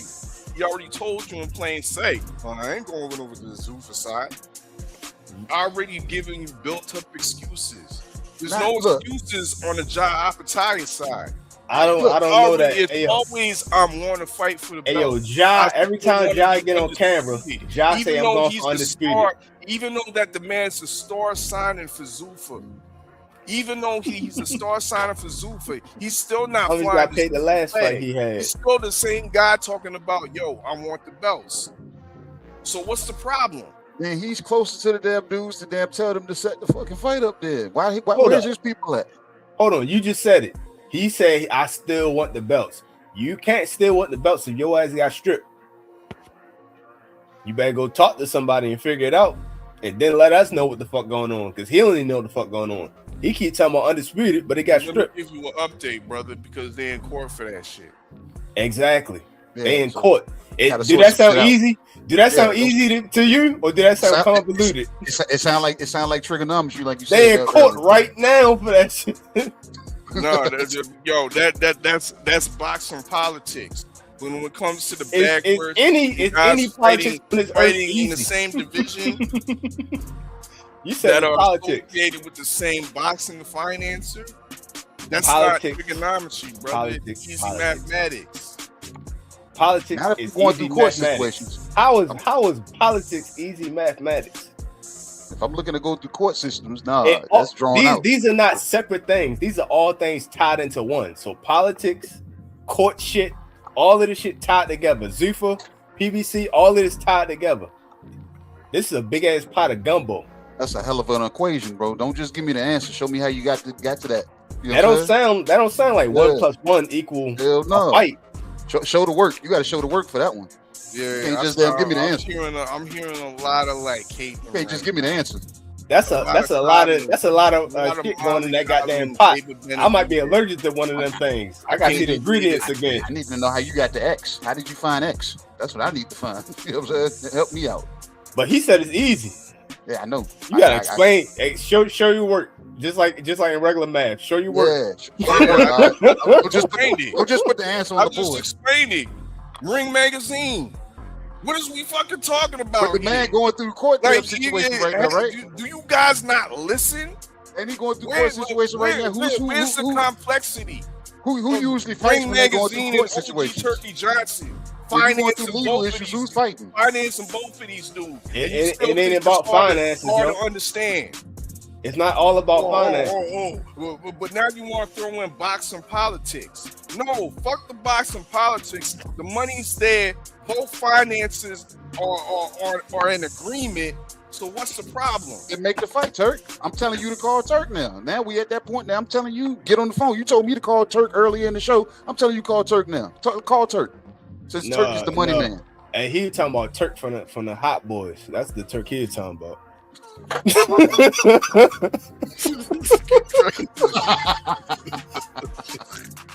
He ain't talking about turkey leg, yo. You can't call him, yo. Yep, you better call Turk, goddammit. Yeah, true. Because like I said, look, I'm gonna say this straight up and down. Ja ain't scared of that fight, Dave ain't scared of that fight. It comes down to the suits or whoever's wearing the turban. You already know that. But that comes down to Brandon. I want to be number one. That's why they had a big ass deal about Tyson Fury and AJ trying to get that shit in America. He was banned to even coming to America, but he was at the fight because they had to do a lot of backdoor deals and back office politics to figure that shit the fuck out. AJ has an exclusive deal for the zone. He can't even fight outside of London. His deal is literally this is deal. I fight exclusively on the zone, and I fight in fucking London only. Now he would have to sign off on if he fight outside of London, and he can do that. And he's showing that. But the network has to sign off on not fighting on the zone. Why would a network sign off on that shit? Even if he signed off on a fighting somewhere else, why would the network sign off on not getting the bag? To help out who? Somebody else? My rival, my arch enemy. Fuck that bullshit. Turkey do own like what 25% of the zone, so he gotta pay the fuck up big time. If he do that, then they probably let him go over to America, fight your fight. Don't drink none of that fucking water, cause they gonna poison you. If you don't believe me, the UFC card in front of the White House, all the white people from America won, and it was all by KOs. I think that might have been the only time in UFC history all 7 fights ended in the KO. Yeah, they all got stopped. Drink that water if you want to. Yo, and a lot of the fighters don't fight like that. We ain't gonna say Cyril Gano a white boy. No. I said all the white boys from America. He not even from America. He from France. That nigga French. Yeah. Man, he white, man. All the white boys from America all won that night. Yeah, all of them patriotic. You know what I mean? They had to show up and show out. So, okay, don't drink that water. Yo, if you're on the wrong side, don't drink that fucking water. That's all I'm saying. Nah, unless it's carbonated. Cause even them people don't fight like the way they're fighting. They don't fight like that normally. I watched them fight before. They don't fight like that normally. And the biggest one was what's his name? I forgot his name. What's his name? Japoria. I forgot that motherfucker. But that motherfucker was pot shotting one punch at a time. He don't do that shit normally. He throw combos. Don't trust that. And I noticed that too. Yeah, I noticed he was throwing heavy punches, but I'm like, he won't set nothing up. It was just all. Well, he didn't have a full respect for Jason Gaethje though. He was coming into that fight overconfident, in my opinion. That's your opinion. My opinion, all of this shit is just fucking some rigged ass, fake ass shit. All of this shit is TV entertainment. That's all it is. Sports entertainment. Well, yo, that fight is under TKO. You know what else under TKO? WWF. They got the same script writers that write that shit up, so we could believe this goofy ass shit. All this shit is fake, man.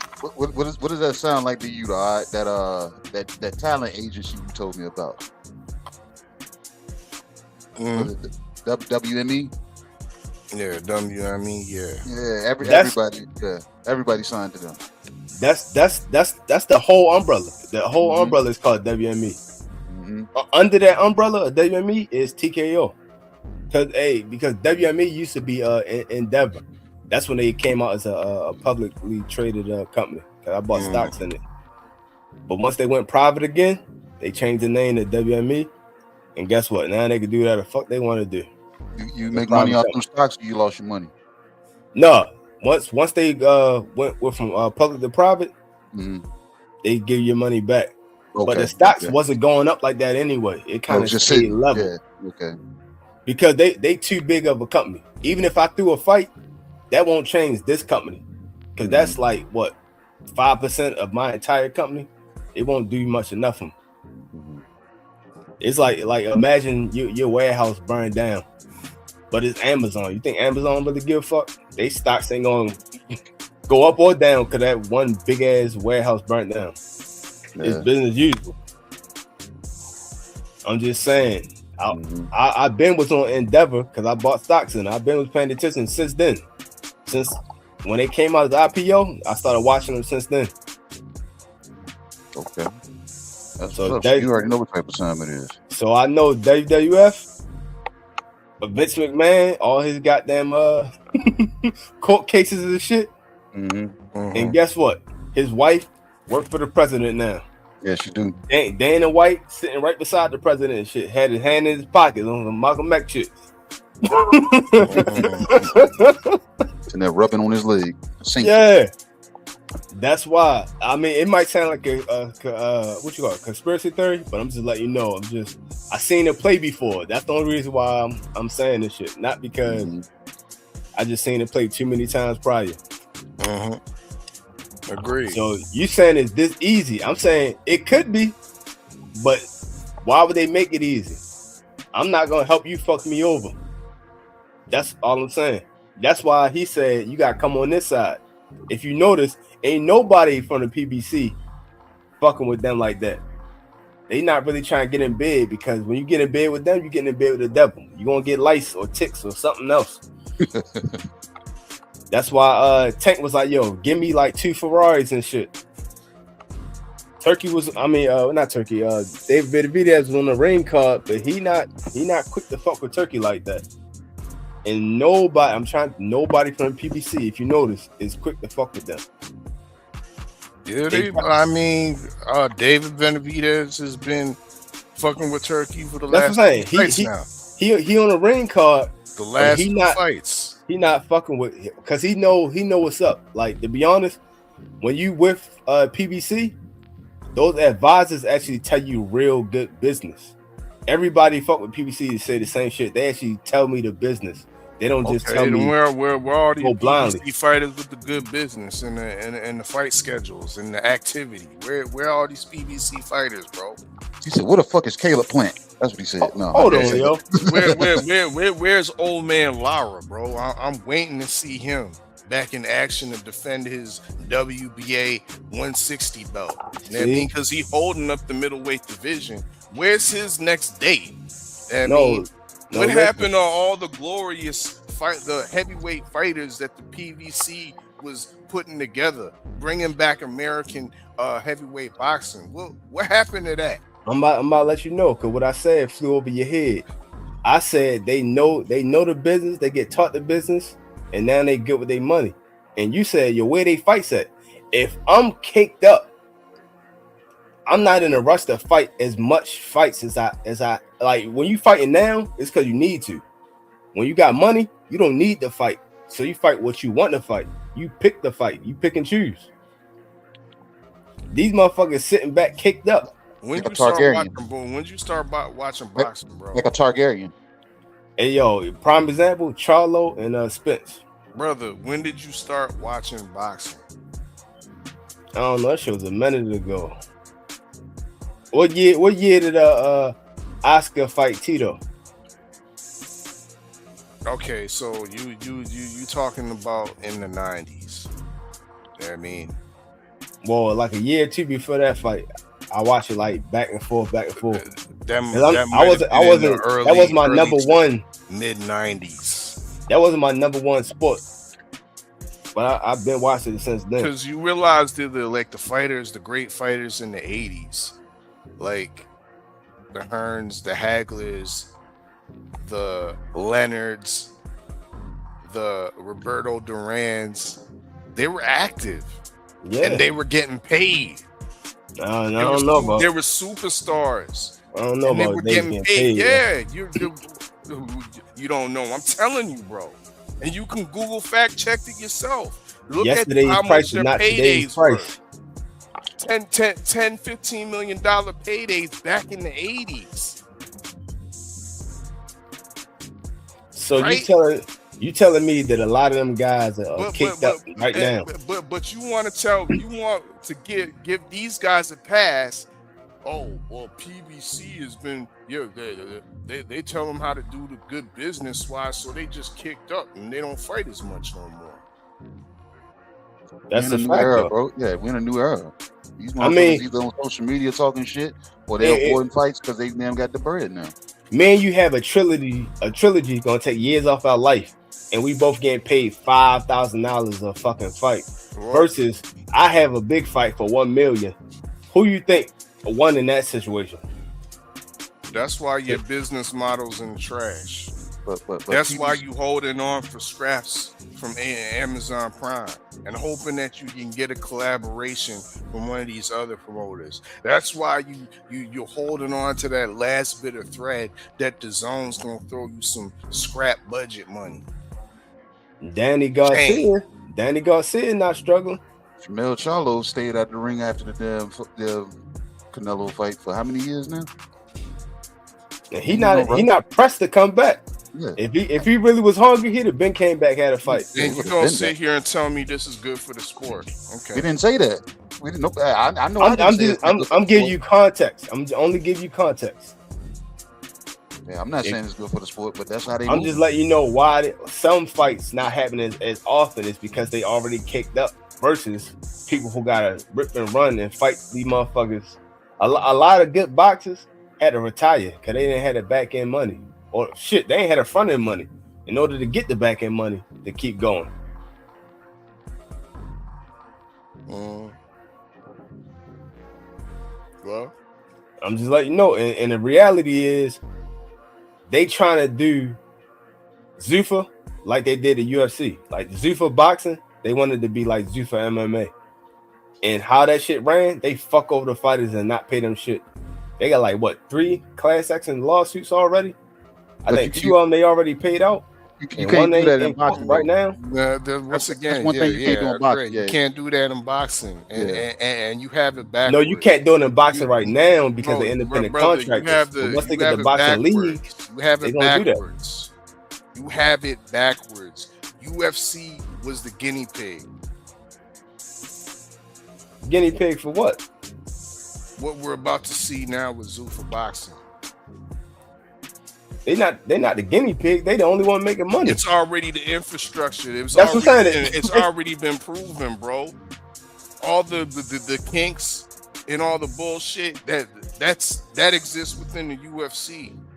Now the UFC is gonna take that. The Dana White's gonna take that same model and incorporate it into boxing. But is it proven? You can't. Yes, it is proven. You sure, yo? Did you not see the man do a host an event at the White House? Do you not understand that there's a new Muhammad Ali Act called the Revival Act? He's literally changing up congressional laws. You have to cheat to win. That lets you know you're not winning. To legitimize a boxing league. What are you laughing at, bro? I'm telling you, if you have to cheat to win, you're not winning. Because you sounding ignorant right now, just laughing, bro. When I'm giving you win? Facts. The cheat to win is the Revival Act. They literally changing the law. No, they're not changing the law. You don't know what you're talking about, brother. Once again, you're speaking ignorance. They are literally trying to do an amendment to the Ali Act. Is that not changing the law? Did you read it all the way through? No, he didn't. We read a lot of it. No, we literally he been hearing what he been hearing on the street. He don't read. We read it cover to cover, and you know what I'm saying. It's like I'm kind of with it because it's a choice. They don't have to choose the damn Muhammad Ali Revival Act. They can go with the original and still be signed to Zuffa. Yeah, and it's with the IBO. They basically started not IBO, UBO. They basically started UBO. And what's the UBO, brother? The pretty much the boxing league, boxing organization. Yes, a league. But like, not just the organization, a league that can legitimately have their own ranking systems. Define what divisions are what. Because remember, they want to eliminate all these little bullshit ass divisions, the in between ass divisions like 168, like the 154s, even though that's a deep division. Everything that they talk about, UFC's model is going to be more so. Once again, the UFC model don't even work in the UFC. All the useless divisions, bro. The UFC model don't even work in the UFC. How the fuck they gonna tell boxing to clean up some shit? They need to clean up their own backyard. They can't tell them to clean up nothing. The only reason why the UFC even made it this far is because one, it's an American monopoly. They had mixed martial arts in other countries, but not in America. It's American monopoly. And they were failing. They were failing. They even said it multiple times. If it wasn't for the Ultimate Fighter, we were going down. That saved us. That one fight saved us. They already was on TV. Now they went from one TV deal to the other one and kept going up. But it was off of that one fight that saved their ass. And now they have a monopoly, and they're working that monopoly to the best of their ability. And look, he working it properly because he in bed with Trump. Trump then bought fucking stocks in they shit. They had a fucking car in front of the goddamn White House, and all of that shit was staged so they can get their goddamn money up. So that motherfuckers, if you gotta cheat to win, you're not winning. That's just what it is. These motherfuckers are not Jordan out this bitch, yo. They just not. If you don't believe me, some of the same investors in the UFC are investing in PFL. There are other MMA places out here. Yeah, but right now, it's only they ain't got too much going on because UFC was absorbing everybody once upon a time, and PFL, I don't see too much going on. Some of them fighters are still trying to fight fighters over in the UFC. So, is that job Patan David Benavidez situation? No, PFL get money. They mostly on the zone though. But they had a TV deal at one point. Ain't getting no ESPN. money, bro. You out here just talking shit, nigga. The UFC's only legitimate competition is MVP. That's it. We talking MMA. MVP don't do MMA. See, you don't know what you're talking about, cause this nigga, bro. I'm getting tired, my nigga. We running up on 3 hours, dog. And you still got this nigga out here talking shit. I'm not anywhere, yo. Constantly. Hey, now you saying MMA don't exist over at MVP when I just watching Ngannou start some nigga. When I just watched Ronda Rousey finish a girl in 30 seconds. Ain't that they first fucking event? I'm tired, bro. Ain't that they first event, End the yo? show, my nigga. Please. Ain't that they first event? Cut this nigga, bro. I'm done, nigga. Hey, I appreciate you, bro. You know what I'm saying? We can go ahead and cut it off, man. All right. All right, Appreciate you, bro. Hey, appreciate your support, man. Appreciate you popping up. No problem. I'm gone. All right.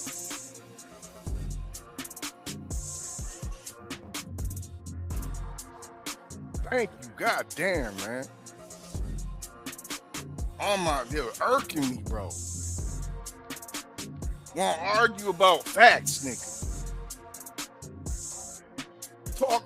Talking shit that he heard from off the street, and I'm giving you the real gospel, straight from the source, and you want to argue with it, nigga. Run the commercials, bro. Well, shit. Hey, man. Everybody, man. We appreciate everybody pulling up. This has been a good one. Until next time. And Usual Suspects 6 Sports and Entertainment Open Mic. Brought to you by Usual Suspects 6. Tap into all the shows. Real Conversations with KG. Right now I'm at peace right now. You know, things get hectic as it gets closer to the fight. Okay. Do we got to fight? Yeah, I fight April 10th at the Prudential Center. Bullshitting on the Beltway with Supreme Beast Boxing. And now the co is the main event. So that's the way I look at it. That's my philosophy. Trill Thursdays and Usual Suspects Sundays with hard hits. I'm talking about it's really just about stacking this money, man. Getting on these singles, staying positive, you know what I'm saying, and putting it in their face by any means. Tales from the B-side with KG and TV. Needed to fill out additional paperwork to clarify. Yes, we did. Yes, we did. That is the paperwork that you see there. Okay. Open mic featuring you. You know, that was a close fight. He got dropped a couple times, but I thought he out. We do not care. Wow. It's a Usual Suspect thing.